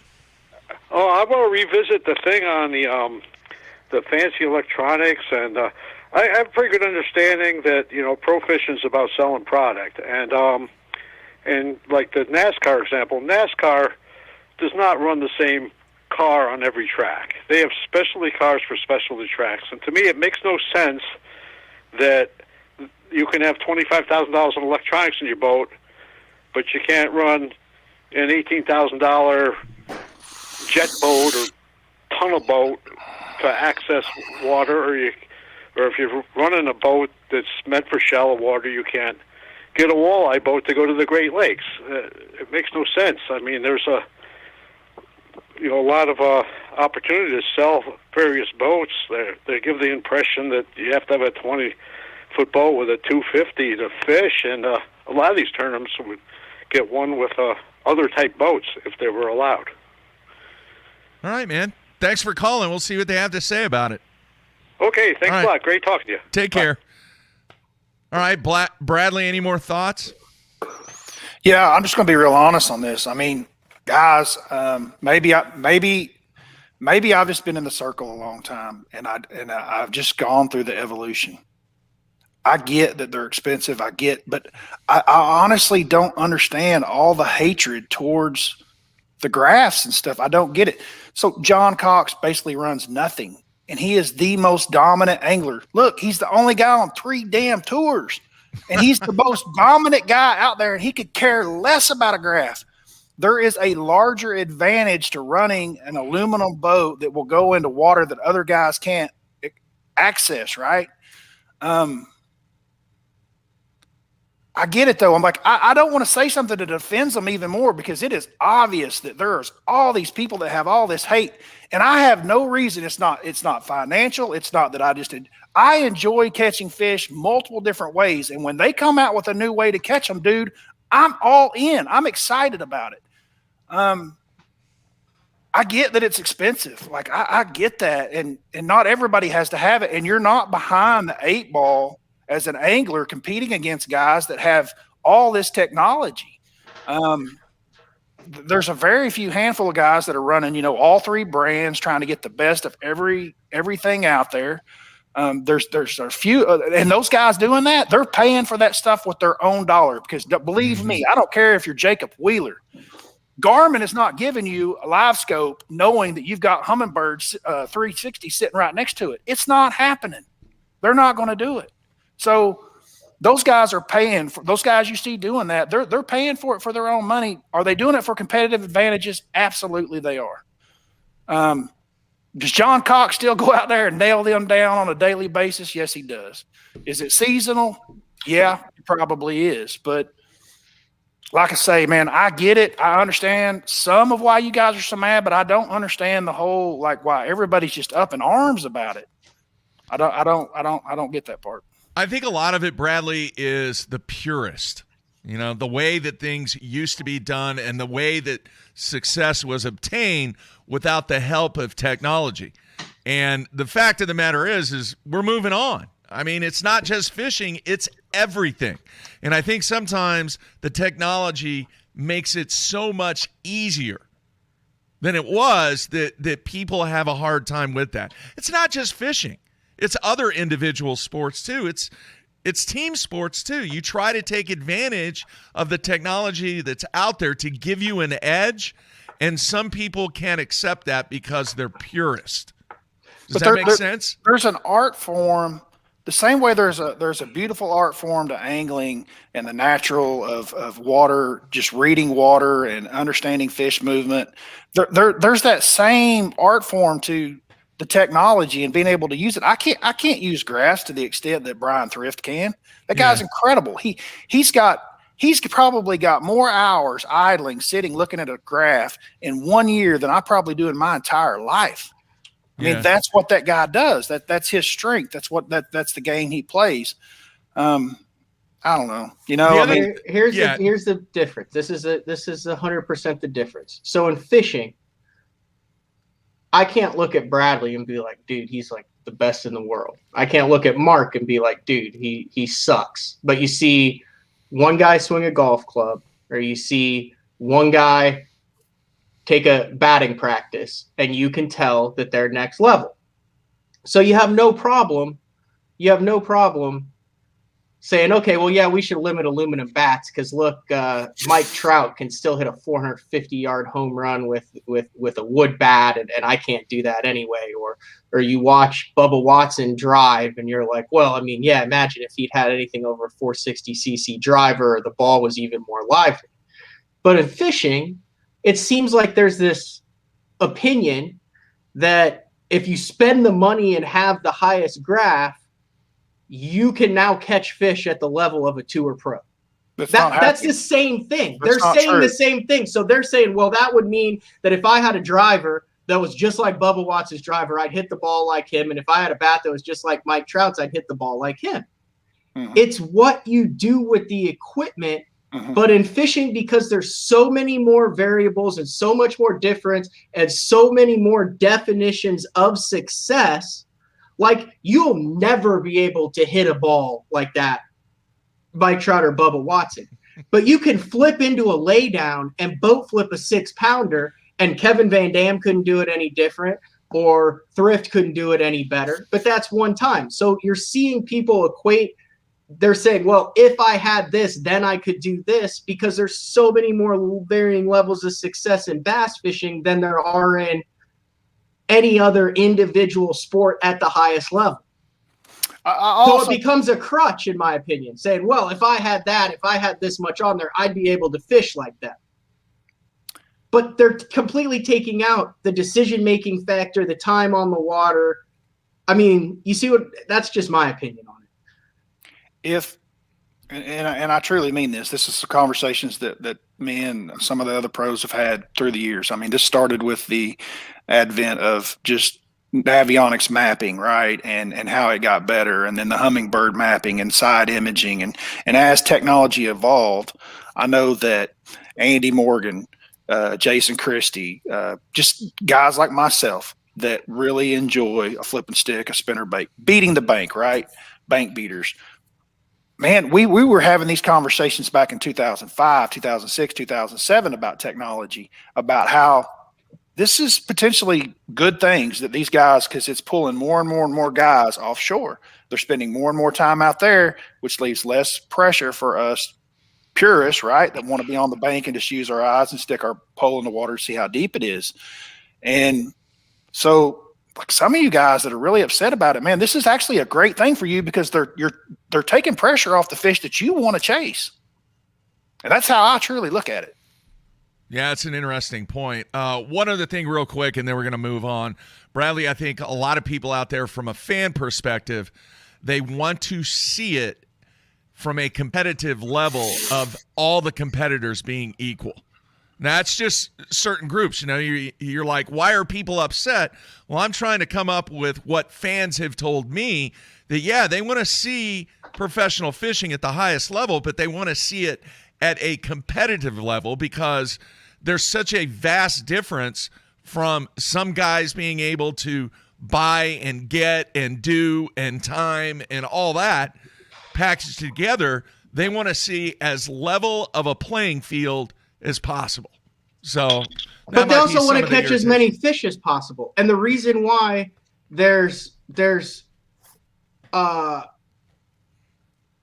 Scope and Live Sight and Hubbard and Lawrence and Garmin are all doing it is because at the top level, the guys weren't like, man, I've already reached my limit with my 12-inch graph and I can't spend an extra $2,000 because I've reached my inch limit or my money limit. So I can't put on Live Sight or I can't put on a Live Scope. So then they're not on freaking TV catching them with it because they'd already reached their limit. So they don't know what it does. And then no one ever always sees them catching it and doesn't buy the product. And now you see what I'm saying there? Like people are like, oh, well, it needs to. You wouldn't even know these products existed if there was a limit because these guys would have to. It pisses me off. So if it's truly the purest, right? Like what you're saying, Mark. If it's to make a fair, like if you want the fair, like truly fair, like what's never existed, what's not out there, the information is insane that's out there, even though they've got all these information rules. That's why all these tour trails start and they're like no info at all. That's why they make rules like you can't even talk to your buddy in the house. You want the real deal? Come up with a number where you can put 50 boats. And I don't know how you get somebody to haul it. I don't know how you keep secrets in 2020, but you've got your anglers 50, 80, 100. They have no clue, just like the classic used to be back in the day. Put them all on a plane, take all of them cell phones for the entire week. You're not allowed to have one. If an emergency comes up with your family, we'll let you know and come get you. Put them on a plane, fly them somewhere, set them down, and say, here's the lake. Give them a couple days of practice and give them 4 or 5 days of tournament and no talking, and you'll see the purest. And I'm telling you, it will shock you who's going to come out on top. And a lot of the guys that a lot of people complain about going to be catching them too. So there's a reason why they catch them. They catch them because they're some of the best in the world. So I mean, we could have an entire day, maybe even an entire week where we talk 24/7 about this argument. It's always going to be there. It's going to continue. I don't see anything being done about it. There is too much driven by revenue. There's too much being driven by the success that these guys are having with the equipment. And bottom line, it comes down to the dollars. And these guys are generating a lot of money for all the electronics companies. Bottom line. Boat companies, rod companies, reel companies. Dude, this has been around for a zillion years. We're not selling ghosts and mirrors here either. I mean, like, the electronics work. Like Live Scope is legit. Like it is a difference maker. Okay. Just like when Harold Allen was pissed off that someone could hit a button and then go right back to the place north of the bridge on Toledo Bend that he had spent 20 years triangulating in the 60s. I guarantee 100%. He freaking had a bottle jacket. He's like, that son of a gun has one of those freaking units with GPS. And GPS is going to ruin Toledo Bend. I saw him. He saw me. I mean, that's the same thing. And this is what ticks me off even more. I'll say one more thing and I'll be done with it, guys. We're moving on. But I've done this. I've seen it. This is why I know it's not different. I have been on the same lake numerous times with John Sukup crappie fishing. And we both have the same unit. It's set up the same. We're fishing within 100 yards of each other. And he's catching 10 crappie to my every one. I spent hundreds of hours on that thing. I think I'm good on it. And he is kicking my butt because that is what he has decided to get good at. And I know he's better at me than it, even though we have the same amount of money into the unit. He's better at it. Just like if I get in a boat with Mike McClellan and we're both throwing jerk baits, he's going to beat me with his McStick because of how he knows it better. I'm looking at it the exact same way.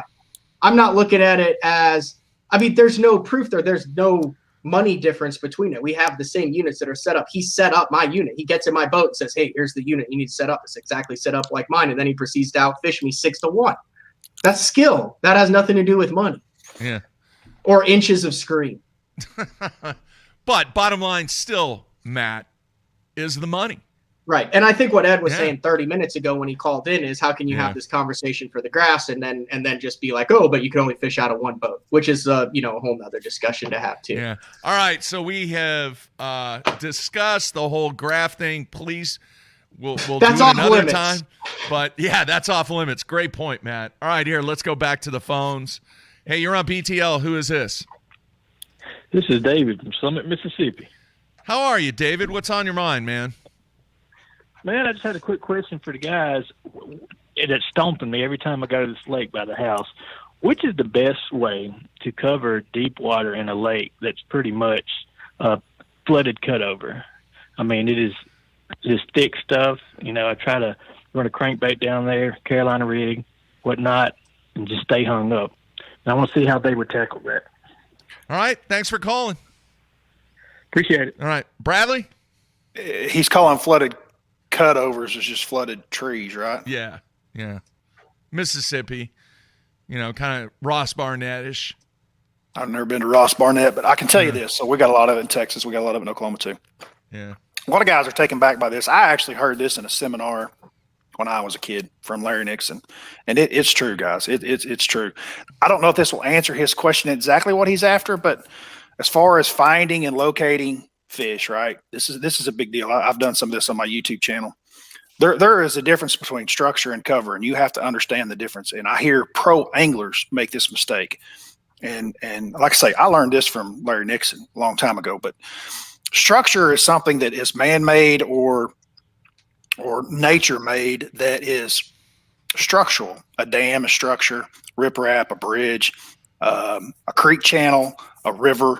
That is structural cover or structure.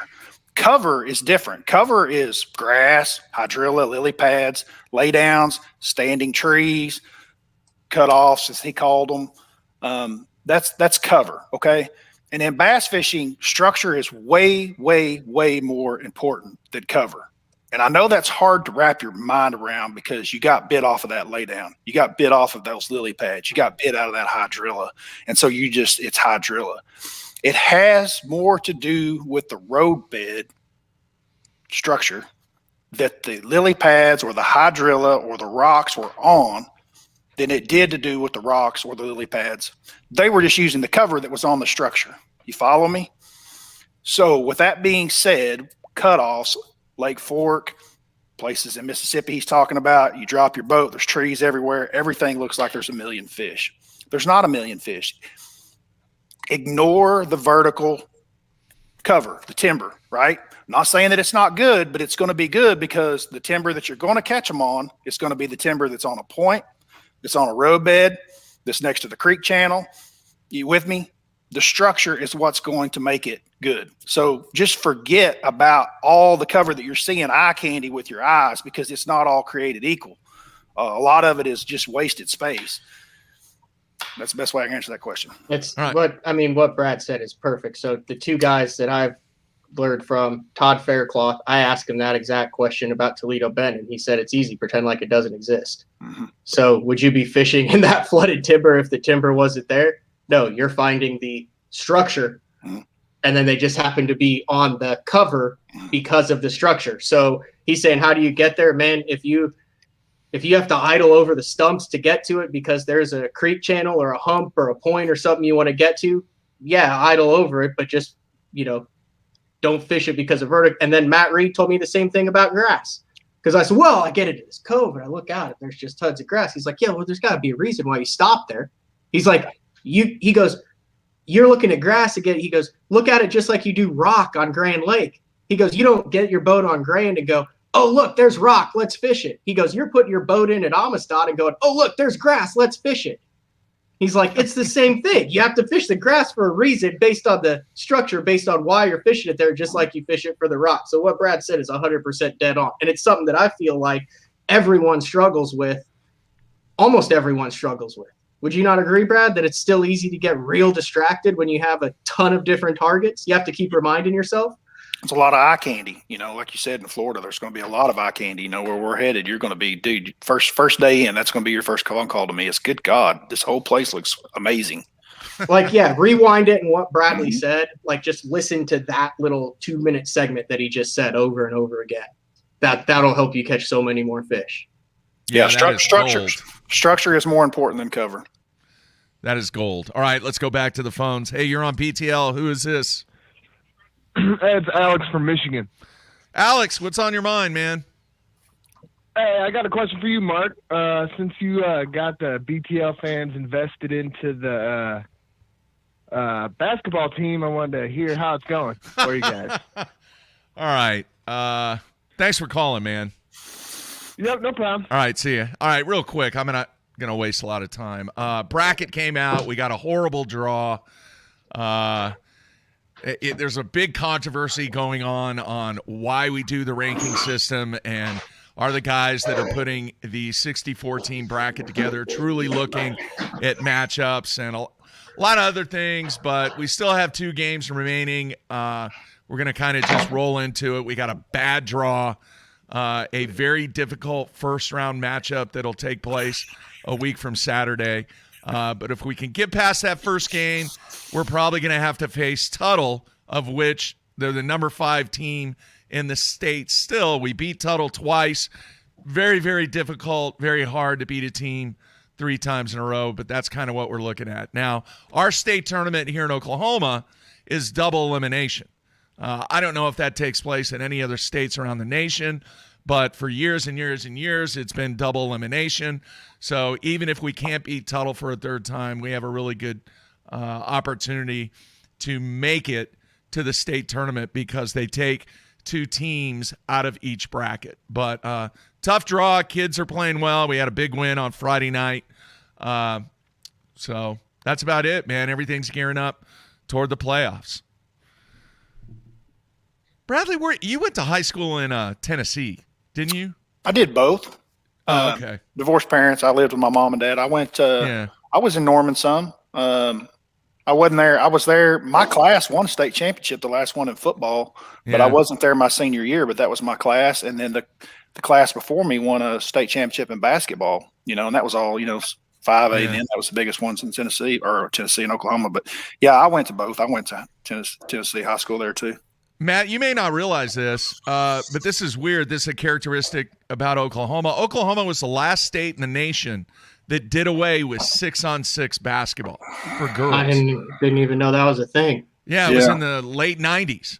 It was really 3-on-3. Yeah, you were either on offense or you were on defense. Yeah. And that's how they played it. They didn't run full court. 3 girls stayed at one end and 3 girls stayed at the other on both teams. Yeah. I think 1997. So you were either always on defense or always on offense if you played? Yep. Yeah. How crazy is that? That's weird. Yeah. All right. Back to the phones. Hey, you're on BTL. Who is this? This is Robert. Robert, where are you calling from? Ohio. What's on your mind, Robert? Well, I just want to know, besides Google Earth, what other tools do Bradley and Matt utilize when they're fishing a new body of water for a tournament and they don't have a chance to pre-fish it? All right. Thanks for the call, man. Thank you. All right. Bradley, you go first. Google Earth's a big one for me. I make no bones about that. I'm a visual angler. I'm a visual guy. That's how I learn. Google Earth is wonderful for me, and I use it constantly. I also use a lot of navionics, Garmin mapping, hummingbird mapping. A lot of lakes that we go to sometimes. Perfect example was down at, I forgot the name of the lake. We were there. Anyway, some of the lakes will have really good mapping by one company, but another company's mapping won't be very good. But you can purchase that by phone. You can run it by app. I mean, a lot of times I'll have lake mapping on my phone. Paper charts and paper mats can be good. Sometimes most of those are outdated and not in the 1-foot increments that some of the new digital stuff is. It's been shot by these companies by themselves that have gone out and done the surveying themselves. But paper maps still have their place. And then internet research, just as far as tournament results, club results. Whoever's been there that's got a blog, maybe some guides, but you got to take all of that with a grain of salt. So, also just understanding, seasonal movements of bass and patterns of bass and watercolor situations and like just all that goes in, and you can pretty much get to a pretty good starting point before you jump on a lake that you've never seen before. Matt? Honest answer, if I know anyone who's been out there that's totally legal, I'll just call them and be like, hey man, what part of the lake they biting in? And that kind of gives you a start spot. I mean, like, even if I'm fishing against somebody, like a guy, Ted Killer, hey man, I've been catching them mid down. Okay, that gives me a starting spot. Then I'm just going to go start hit the obvious stuff, the most obvious points, the most obvious channel swing stuff, like stuff where just obvious stuff until you get bit. And then as soon as you get bit on that one, you're going to go try to find something that looks similar to it. And sometimes you can put a pattern together real quick, and sometimes you struggle all day. But I mean, if I don't know anything out there, I fish obvious stuff. I'm not saying that's right. I don't have a whole bunch of history like Brad does, but I want to fish something that I'm like, okay, it's a channel swing with a major point. I know at some point, even if it's a community hole, fish are going to be using this. Bradley, let me ask you this real quick. When low-cost video cameras were first coming out, I think maybe early 2000s, where they had the digital cards in there, and they were pretty affordable, a couple $100. I know here in Oklahoma there were several guys that don't fish anymore, but at the time they were really into it. When lakes were down, they would go out and they would shoot video. They wouldn't even fish. They would just videotape certain sections of the lake when the lake was down 6, 7, 8, even sometimes 10 foot. I remember when Tin Killer was down 15 foot, there was some incredible footage that I saw of which when the lake got back to normal, you had a very distinct advantage being able to know where that particular structure was. Is that a practice, even though it might be a little old school, is that a practice that can still be valuable when the lakes are down? At a national tour level, a local level, no, not even at a local level, no, because Really? we didn't have side scan then, Mark. That was the difference. Yeah. So the only way we could find that cover back then was to actually just accidentally idle over some of that. And some of that stuff existed out in big flats, right? Yeah. And the flats might be 10, 15 foot deep, but it was big flat areas where there had been house foundations and roads and old little communities that were out there. Mm-hmm. They were very difficult to just accidentally idle over. I mean, your grid lines, you would go out there and idle grids. We used to do it out there in the middle of Horse Creek, and they're very narrow, and you're just looking for a bump, and then even then you don't really know what it is. It's just, and you would throw something out there and you feel it, and it's rock or it's wood, and you figure that out, and da. But when you found them back then, they were honey holes because nobody fished them. But then with the advent of side imaging, you're looking 100 foot this side of your boat and 100 foot on this side of your boat. Yeah. Now all of a sudden that grid line got much larger and everybody went out there and did it. And it was also the same time waypoints that Matt's talking about. We're back to that same controversy, but we're just going back 20 years ago. Yeah. What's the craziest thing you've ever found, Brad? Like just randomly found, like in your entire career? I know the answer. I've got a picture on my phone I can show at some point. So I had always heard it. I hadn't found it. Like all the idling I'd ever done, I'd never found it. And I found it on accident. I just pulled up to this place in Horse Creek. So we're talking about Grand Lake. There is a cemetery there. And it is cool as it can be. Have you guys heard about it? Yeah. I've never seen it. The holes where they dug. So before they flooded the lake, they went and they took the caskets and the bodies out and moved them for the families, right? Because they knew they were going to be underwater. Right. So they moved the cemetery, but the tombstones are still there in a row, just stacked. And then you can see the holes where they dug them out because they didn't fill them back in. They just took the caskets out and left the holes. And there's a wall around it. You can see the gate coming into the cemetery. It's a concrete wall or rock wall of some kind. And man, it's a really cool picture. I mean, it is cool as it can be. You ever caught him there? Dude, when I found it, I'm like, I'm going to kill him. I'm down there cranking it. Never had a bite, but I can only tell you that's the only time I've ever fished it because I've been around it a million times. How I've never found it or seen it, I don't know. But man, golly, it's really cool looking. Yeah. Somebody said that there was a school bus in Tin Killer. Have you ever seen that, Bradley? It's probably, is it over by the diving stuff down by the dam? Yeah. Yeah, there's a bunch down there, but you can't fish in there because it's for diving. Yeah. I don't know anything about that. All right, let's go back to the phones. Hey, you're on BTL. Who is this? Hey, this is Rusty from Missouri. Rusty, what's on your mind today? Hey, I just want to ask them guys kind of something crazy here. What's the craziest lure, like the advertised TV, like the flying lure, the walking worm, the old Roland Martin helicopter lure? What's the craziest lure they ever caught a fish on off a TV commercial? And have they ever caught one with the craziest lure they used in a tournament and actually produced in a tournament for them? All right, man. Thanks for calling. Brad's going to Brad's looking for it. All right, Bradley. I don't have one in here. I thought I did. That if you guys remember the dancing eel, I still got one in a package. It was a bill dance bait, and it's got this really long tail. Actually, it was a swim bait before there were swim baits. Really, is what it was. I caught some fish on that thing back in the day, but it only had one treble hook on it. And it was cool bait though. Yeah, Matt, anything? Dude, the banjo minnow caught the crap out of it. I still rig baits like the banjo minnow because remember it had a screw lock and then it had like a catfish Kale style hook and then you put the rubber band. Well, if you look at the guys like at Tactical Bass, and so when I was going to Hartwell, I was looking up every different way to rig a fluke because I know that they eat flukes and it's like hard to freaking get a hook up on a fluke sometimes. Like they're like taking the screw lock, screwing it into the nose, putting a freaking drop shot hook in front of the fluke. And it's like amazing the action because there's nothing in it. It's a freaking banjo minnow rig. That's all it is. It's 100% that. I still do it now. You can take a little bitty fluke or a little bitty jerk shad that has a little bit more meat to it than a fluke. Like the jerk shad's thicker. You know what I'm talking about, Brad? It's got a thicker body, so you can jam a nail weight in the nose, and then you can actually take one of those. Is it like an owner screw lock, and you can screw it into the nose. So now you've got a weighted nose in that, and then you take like a drop shot, split shot hook, and you tie it straight to your spinning rod, and you hook it through that nose, and then you screw it in so it's right against the nose. Now you have that weighted fluke that's going to fall. You can cast it a mile. Those fish almost always hit it on the head because they're trying to kill the bait. It could twitch. It's a freaking golden rig, and it's a banjo minnow. That's all it is. It's a banjo minnow rig. Banjo minnow. Nice. Bradley, ever caught one on Ron Popel's Pocket Fisherman? No, I have not. Never. Did you ever own one?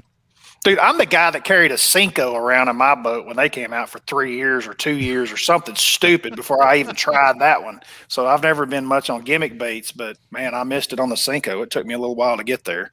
Did you miss it on the plopper, or did you jump up? Have you smashed him on a plopper yet? I missed it on everything, man. You missed the biffle bug? I missed the biffle bug by 3 years. Oh yeah, I miss it all. All right. No, you don't. All right, back to the phones. Hey, you're on BTL. No, you got on the Ned rig, man. You're on the Ned rig. It's Mike wagon. from Illinois. I got on Mike. Mike, what's on your mind? Not much. I got one comment with the electronics thing.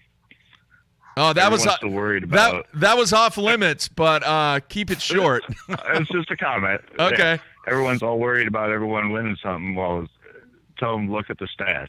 They don't win every tournament because they have all those graphs. Yeah, it's a good point. My question for Matt is, what's the best time to go to Taylorville there in central Illinois? All right, man. I don't know if there is a best time anymore. I don't think there is a best time anymore. What, it's that bad? Well, I think it's cycled out. I mean, my buddy Darren goes there and he crappie fishes, but there's not. I mean, those fish have been dead for a decade and a half since I caught that one in 2002. It was like a weird cycle through them. Someone sent me an email. I got a couple emails from people in Illinois that were like, yeah, no, I don't believe that fish came out of Taylorville. And I was like, no, it really did. And they did an electric shocking survey a couple years ago. Biggest one they caught was like 6.5 pounds. But it was like a weird, you've seen that, Bradley, right? Where lakes will go through like a weird cycle for like 4 or 5 years, just be really good. And it kind of can all go back to like 1 or 2 stockings or 1 or 2 crazy good spawns. And then it just doesn't, it kind of phases out. Yeah. I mean, there's a lot of silt in that lake too. It's a super shallow lake, super silty. Back in the 90s and early 2000s, they were doing a lot of dredging in that lake. So it's actually kind of getting a little bit deeper. They had a lot of small crappie in there, which is why they introduced the saugeye and walleye to try to kind of get that population. And it had, not a lot of pressure with a real high shad population. So combination of better water quality, a ton of bait, and low pressure kind of created this weird, and good stocking back then, created this weird kind of time period where you could go catch 20 pounds in the middle of central Illinois, which I think it's totally dead now. Like, not dead. I mean, you still go catch fish there, but it's not, the numbers and size is nothing to where it used to be. All right, back to the phones. I think for that to be like a depressing call, Mike. Like, by all means, go to Lake Taylorville. If I had to fish anything, if they still have that little rock marina, I'd fish right around in there. That's where I call most of them. All right, you messed up my call there, Matthew. All right, hang on here. Hey, you're on BTL. Who is this? This is Mike from New York. How you doing? Doing good, Mike. What's on your mind? So, first of all, you guys are harder to get to than a COVID hotline right now. It's crazy. You're doing outstanding. Congrats on that. Thank you. Question, and I wanted to ask this earlier. So are Matt and Bradley, I guess it's a two-part question for them, are they running lithiums batteries? I guess what's their thought on the lithium battery? And then the other thing I'm interested in is, besides the lithium battery, have they given any thought to like running individual lithium batteries? So instead of buying like a large battery to power multiple units, would you be better off buying the smaller batteries that come in? They seem to be a little bit more affordable, and I'm just curious if they would hold up to the abuse that would go on the water. I'm sure they probably know people that have tried it, and I guess I want some feedback on that. Appreciate the show, man. Great job. Congrats. Right. Thanks for the call. All right, Matt, go first. I'm currently running AGMs, and all I'll say, I don't know if I'll still be running AGMs by the end of the year. I see a lot of value in lithium, so we'll cross that bridge when we get there. I know Brad has a lot of battery experience as well and can like totally nail the question that you had. But I'm running all Pro Guide AGMs for now. Bradley? So I've been running lithiums now for 2 years. The lithiums that I run 36 volt. I have two of them. I have two 36 volt lithiums, and they run parallel. So each battery is 36 volt, but I run two side by side. I will tell you guys that we learned the hard way when we bought them that some of the sales speech and things that are out there about lithiums and all the great things that they do has its limitations, because I know Castledine felt the same way. We got these batteries and was under the impression that two of these, like, you're never going to run them dead. Well, they don't fish like we fish sometimes, because they go dead 2 or 3 o'clock in the afternoon dead. So we made some phone calls. We talked. They argued. They were like, no, that can't be, And then we talked to them some more, and they're like, well, if you put them under, they call it 100% power. Anything over 0.75% to 100% is considered full power. Well, man, we're sight fishing. We're throwing buzz baits. We're whatever. Trolling motors on high, dude. We're not jacking. We're moving and covering water, and all day long. Like, foot doesn't come off of it. They die at 2 o'clock, 1 o'clock in the afternoon. They're gone. So I had to come up with another system. On a normal fishing day, the lithiums last. So when I tell you I'm killing them, I fished with them for 2 years, and I've killed them, like, I'll know when I'm going to kill them. I know that morning I'm probably going to kill these things. It doesn't happen very often in certain situations. Like I say, sight fishing or just burning a whole lot of bank in the fall. Other than that, they're perfect for a normal fishing day. I do not run lithiums just because the research I did. Some of the guys are probably doing some different stuff, but I do not run lithiums on my crankers. To get to exactly what your question was, can you run smaller batteries because they're cheaper instead of the 31 series, which are the big ones that most guys run? I run the 20, I believe it's the 29 series, so it's one step down. There's the 29s and the 27s. I run acid 29s because they are cheaper, and I run 3 of them, guys. Imagine that. So, like, I feel like I have the best of both worlds. I have 3 batteries that do nothing but run all my grass, my power poles, my crank, all that, right, with 3 batteries. And The advantage is with the 3, so this was kind of old school. I remembered my dad in the very first 24-volt trolling motor that we got, right? My dad wasn't going to go buy a bunch of batteries when we went to get, so he did it the way that I wondered if I could do a 36, and you can. So you can crank off of 12. So if you have 3, you can basically run a boat with 3 batteries. You can crank with 1 with a 36-volt system. You can run your 36-volt system to your trolling motor, and then you can crank and do everything else off one of those batteries that's in that 36-volt system, as long as you wire it correctly and just boom, boom, right? So normally I'm just running parallel. So they're just positive, positive, negative, negative, positive, positive, negative, negative. That's how I run it all the time on my 3 acids. But if those lithiums quit me, which they have before, and it can be in a bad time and place in a tournament, all I have to do is pull my trolling motor cable off of that, run my crossovers on my 36-volt, and then usually I'm only trying to fish for another 2 to 3 hours to finish a tournament. I can do it in 5 minutes. So it's my backup system, plus I've got 3, and I never go dead with aerators and all that. End of story. All right. Oh, and the other big thing that's come out, guys, so more technology, the power pole, that new charger that they have, all-in-one charging system. Dude, that system is, I don't have it yet. All I hear is guys, I mean, they're coming in and like their batteries are like 90% lithiums at the end of the day. So that power pole charging system is going to end my issues with lithium. Like lithium will be the deal. All right, there you have it. Back to the phones. Hey, you're on BTL. Who is this? That power pole charging. Hey, you're on BTL. Who is this? Hey, this is Bill from Central Illinois. Hi, Bill. What's on your mind?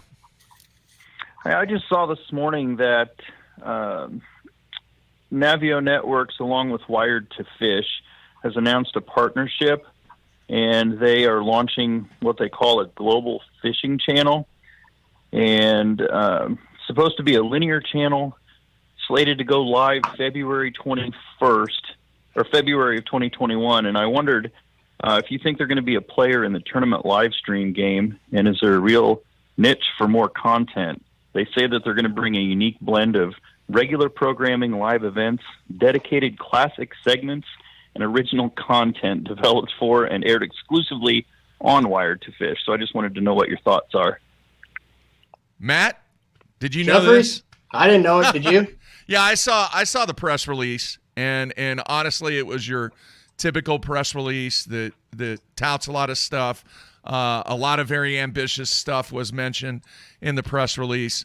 I was going to look into it and see if I could find out any other info before I really dive into any thoughts on it. I'm not exactly sure how the platform is going to be beneficial for all parties involved. Does that make sense? You know, the fans, the sponsors that get involved, and then the anglers or the entities themselves. So I got to dive into it. I was going to call Terry, and obviously Terry Brown knows all about this, and give me a little insight on exactly what's going on. But yeah, I saw the press release, and I'm interested. I'm interested in finding out what it's all about. Did you know anything, Bradley? No, that's just totally in y'all's ballpark. I knew you'd be all over that. I did need me on this question. Yeah. All right, back to the phones. Hey, you're on BTL. Who is this? Hi, this is Jeff Gale from Indiana. Jeff, what's on your mind? Hey, I'm just curious about the fishing pressure. With last year having so much fishing pressure, I'm curious to how fast a lake can recover from that. And do we think that fishing pressure will last through this year? All right, thanks for the call.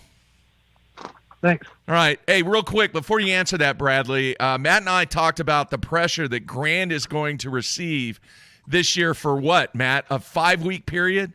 Is that what I think it's a Skeeter Championship, the Nichols Championship, the Johnny Morris U.S. Open qualifier, and the Bassmaster Open. And I think it's all within a span of either 4 or 5 weeks. All right. Having said that, Bradley, how does that lake recover from that many large events on that body of water?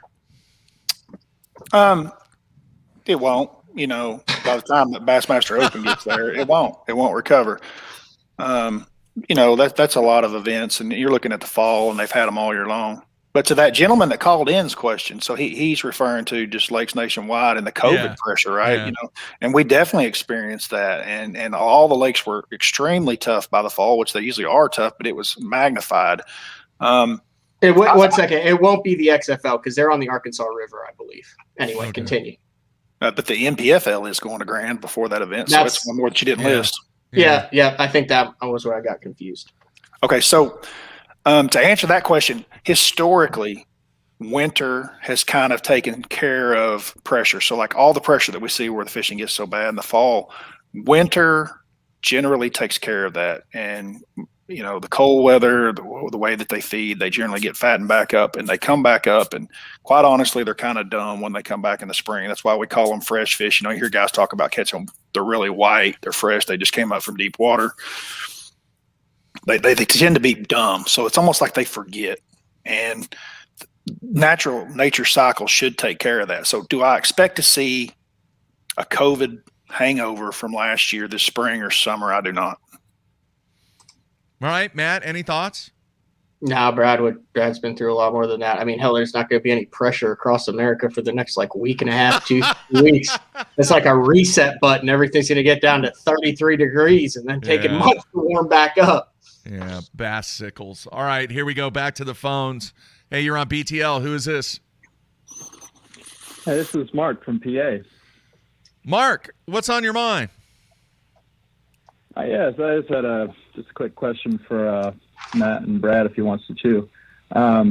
Just curious, what are you guys' experiences up north? I know you're fishing the Northern Series, and I've never really heard you guys talk about it, and just wondered what your general experiences have been up there, if you have much experience. All right, thanks for the call. Absolutely. All right, Bradley. I've been up there quite a bit. I've had successes and failures. I had some top 12s in Champlain and maybe some other places up there on the Elite Series when we were up there. And I've just had mixed results. It comes and it goes. I enjoy fishing up north. I think it's one of the most beautiful places. The fish are easier to catch. They're not as educated for the most part. Just generally speaking, the places that we go up there, they're not as educated as some of our fish at Sam Rayburn or Gunnersville or Grand Lake tend to get. So they're kind of a breath of fresh air, really, to most of us. I remember the first time we practiced at Champlain, and we were throwing drop shots and just the whole look of the lake and everything. That was quite the day, Bradley. Yep. That was my rookie year on the Elite Series, and that's right. Yeah. You did go out and practice with me, and you remember how that tournament turned out? We should have went straight to the flipping stick because that's how they broke it down. I know. All right, Matt, what are your thoughts? I've never fished a tournament up there, but the cool thing about up north is it is so pretty up there, and oftentimes they'll have a week in between tournaments or a couple weeks after, or they'll have media events up there, so guys will stick around. So with what I did for the media, I always got to jump in the passenger seat. So I've been out on I think Seneca with Brandon Card and Cayuga with the Cajun Baby and Chris Zaldane and the Cajun Baby and Travis Manson on Lake Ontario and Mike McClellan on Oneida, and I could keep going, but it's all just these guys that are fun fishing, I'm jumping in the boat, and I'm like, hey, we'll knock some videos out for this and this. So I've spent a lot of time up there on a lot of different lakes, but I've never prepared, and I've covered a lot of tournaments, never prepared for a tournament and fished up there myself. So, I mean, there's a big difference between the two, but as far as kind of being familiar with it and kind of understanding how it works, spent a lot of time up there and learned a lot from guys who have, but more in a vacation setting. In all honesty, several of the times, with Cliff Crochet, he's bass fishing. I bought a dozen night crawlers and drop shotted them for perch and caught yellow perch the whole day while he bass fished out of the back of his boat. That's what I did the whole day. All right. I caught a cooler full of perch too. It was freaking awesome. All right, back to the phones. Hey, you're on BTL. Who is this? This is Josh from Missouri. Josh, what's on your mind? Hey, I got a question kind of for all three of you. Bradley, he's kind of gone over this with his little co-anglers years, but I'm fishing my first BFLs ever at the Ozarks here in March.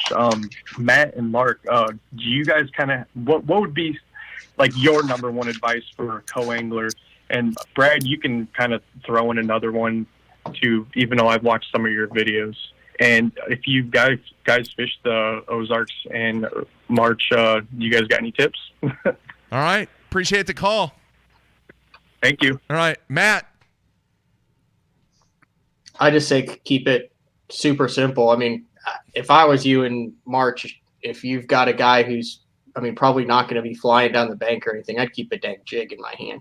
You're most likely going to be rocking. You'll be close to a bank, and if he's throwing a jig, you could target out deeper. You could throw it behind the boat. If he's throwing a jerk bait or even slow cranking or paralleling, like, you'll always have a chance to catch a fish with a jig on any cover that he's covering. So, Brad could probably dial you in on what, but if I had one thing, I would make sure I had a bunch of jigs. Bradley? He's covered that. Wiggle wart is big time. You can cover a lot of water with it if you get the opportunities to throw it, depending on how you're positioned. Jerkbait is also the other one I would keep. And then if an A-rig is not out of the rules and you're allowed to throw it, then that's a no-brainer. But those are all three really good baits that are out of the back of the boat that would be awesome along with the jig. Mark's actually a great question for you, dude. You spend as much time up there as any of us. I know that it's been some time, but dude, you spent a lot of time up there with West Endicott, Central Pro-Am, doing all that. Yeah. You guys both nailed it bait-wise that time of the year. Maybe a jerk bait. But a lot of it depends. When you're fishing as a co-angler on Lake of the Ozarks and a lot of those Ozark lakes, you're really dependent upon what your guy is doing. And you want to keep it simple. If you're fishing from the back of the boat, you want to keep it simple. You don't want to bring 12 rods and, 13 tackle boxes. You narrow it down. You talk to them the day before. You narrow it down on what you're going to do. And I always call it feeding off the front. You know what that is, Matt? You ever heard of that term? I never have. Feeding off the front. You're taking advantage of what the guy in the front missed, if he misses anything. All right, so you're basically reacting and pitching that jig or throwing that jerk bait off a different corner of the dock if you're able to, or whatever you're doing. You're feeding upon the opportunity that exists based upon what the guy in the front of the boat missed. Make sense? Yeah. Would you not say, though, a 3/8 ounce finesse jig with a kind of a meaty chuck trailer on it, 14-pound test? Pretty much, if you were to pick one, that would be a jammer. Yeah. Now, here's another thing, Bradley, and I don't know if you ever had a guy in a boat that did this, but this is something from all my years that I fished the Central Pro-Am up there. The co-anglers love throwing a football jig in between the boat docks early in the year. In other words, you're totally doing something totally different, of which you have the advantage, once again, based upon what the guy in the front of the boat is doing. So if he's fishing slow enough, chuck that football jig up on the bank and drag it back in between the boat docks if he's really focused on some of the fish that are positioned in a different way on those boat docks. So that's kind of what I've learned, but keep it super simple. Agreed, Bradley? Absolutely. Those are all great points that you brought up. I knew. You spent a lot of time up there. Yeah. Mm-hmm. Mark, we get one more call. That gives us an even 20 for the day. That's pretty good. I'm looking at the numbers. I believe this is the most viewed live version of the Sunline Hotline show that we've ever had. And remember, afterwards, I'm going to cut up the people who are in it. I'll make a little pile here and then draw one for a 7-foot 2-inch medium heavy covert. That's what the rod I would throw that little jig on. Yeah. Bradley, do you need to go? I don't want to hold you up if you need to jam out of here. I was reading comments. It's the guy I was talking about. I'm going to throw some gold up here for a second. Okay, Matt, do you need to go? I'm golden. I'm fine. Whatever you need. What is that? That's Spoon Plug. Is that the Spoon Plug-in book? Yeah, somebody made a comment about that earlier. Yeah. Wow. Yeah.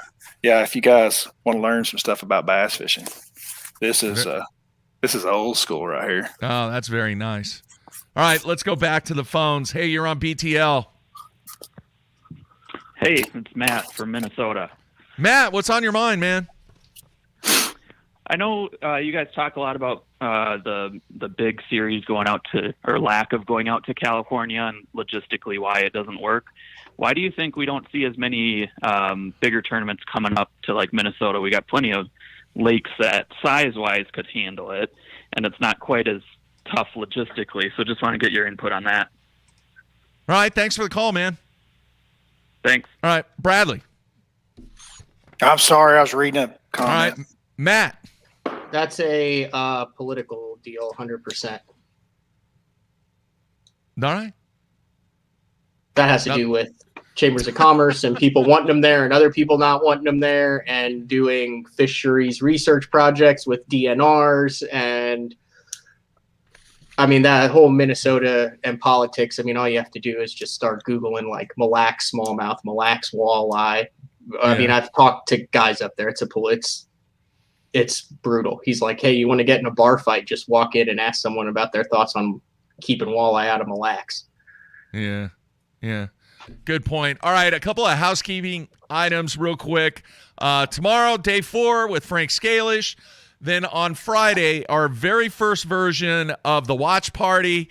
It's pretty cool. Frank Scalish going to be doing that with us. We're going to capture the live feed from the Bassmaster Elite Series, and then you're able to actually jump on board via video and audio and interact with Frank, ask Frank questions, and just kind of hang out as we watch the very first event on the Bassmaster Elite Series. The other thing is, on Sunday night, Matt and I will be doing the Elite Series postgame show. Right now, hopefully, we will have the winner on. It will be 7 p.m. Central Time, and greatly appreciate Bass's support on us doing the BTL postgame show. Next week, and Matt, I didn't tell you this, on Monday, this is kind of a different show. I mean, who knows? I mean, the guy may win it. He may have a great finish. He may be on Sunday night. Will you relax with whatever you're doing? I don't know. I'm cutting up the names so I can do an even and fair giveaway, Mark. Man, that is like irritating. Anyway, here, I'll mute my mic here 1 second because I got to get this stuff cut up. Hold on. All right. On Monday, we're going to have Bernie Schultz on. And Bradley, the reason that I wanted to get Bernie on was obviously at the beginning of the year, so much stuff goes on in Florida. Mm-hmm. And I want to get his input and pass along, number one, what his performance was like, be it good, bad, or in the middle. Right. And then 2, pass along to the fans really the influence early in the year that the conditions have on fishing in Florida. And Bernie is a guy that knows a ton about what is going down in Florida, and I would be surprised if he didn't have a good week this week in Florida. The other thing, too, is he has struggled in Florida. So what a better guest to have on. The guy has struggled. The guy's had success. He knows what's going on in Florida. I think it would have been great to have him on Monday to where he can pass along his experience, his knowledge, and really, if anybody's planning on going to Florida, really kind of some insights on what Florida fishing is like early in the year. So that's the plan for Monday. I wonder if Bernie is a transplant or was he a native Floridian? That's a good question. I don't know.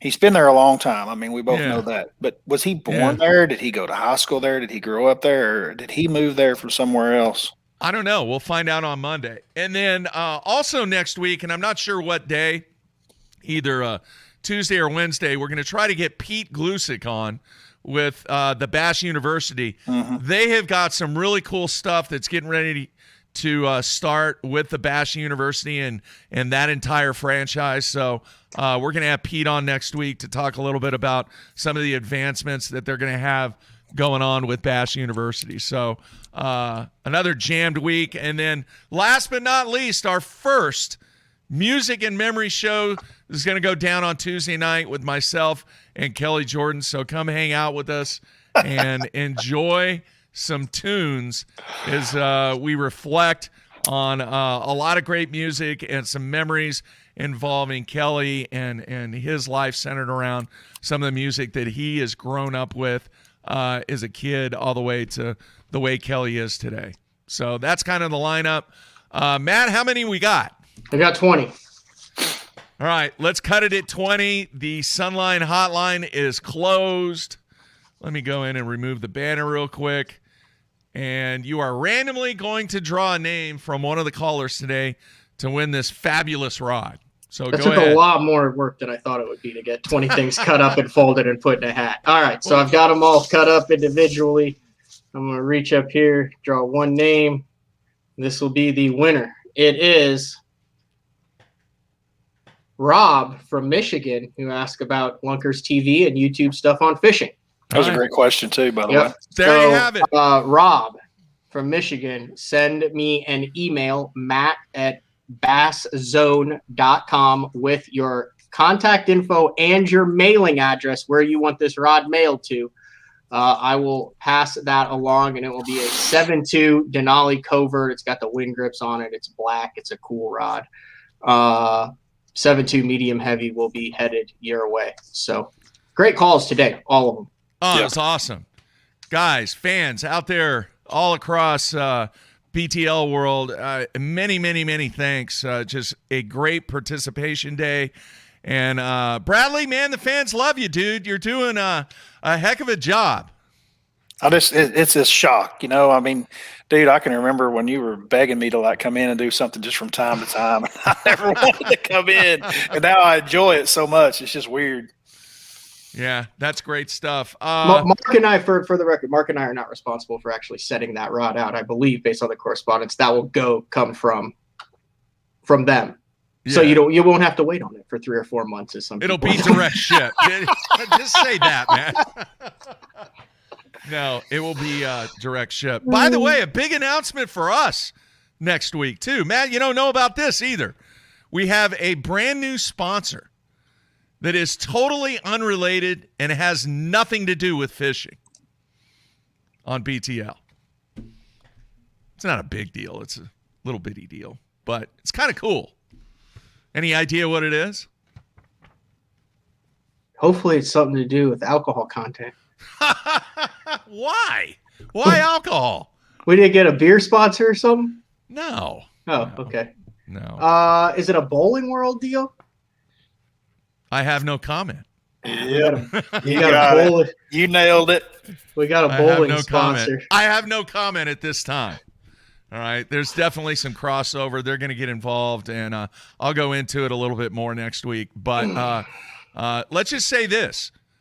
All right. Hopefully, once COVID gets done, they are all in on moving toward an event called Pins and Fins. How about that? Ooh.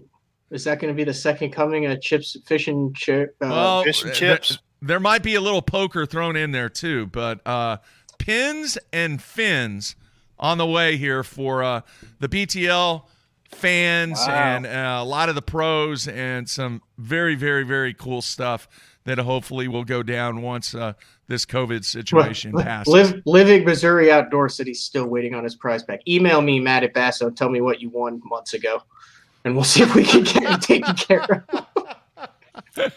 Yeah, that's all on Matt. That's Mark. That has not all of it. You give out way more stuff than I do. Mark, yeah, but I ship it.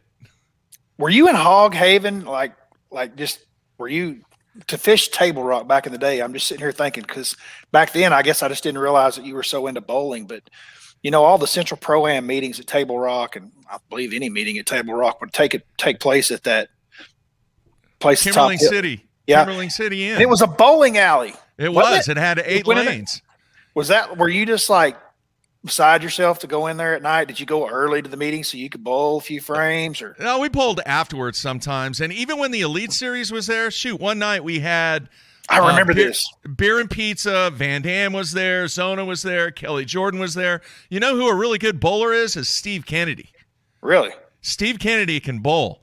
And there was about 10 people there, and we bowled and drank beer and ate pizza and had a great time. So Pins and Fins coming, folks. We'll see what happens and when we can pull this off.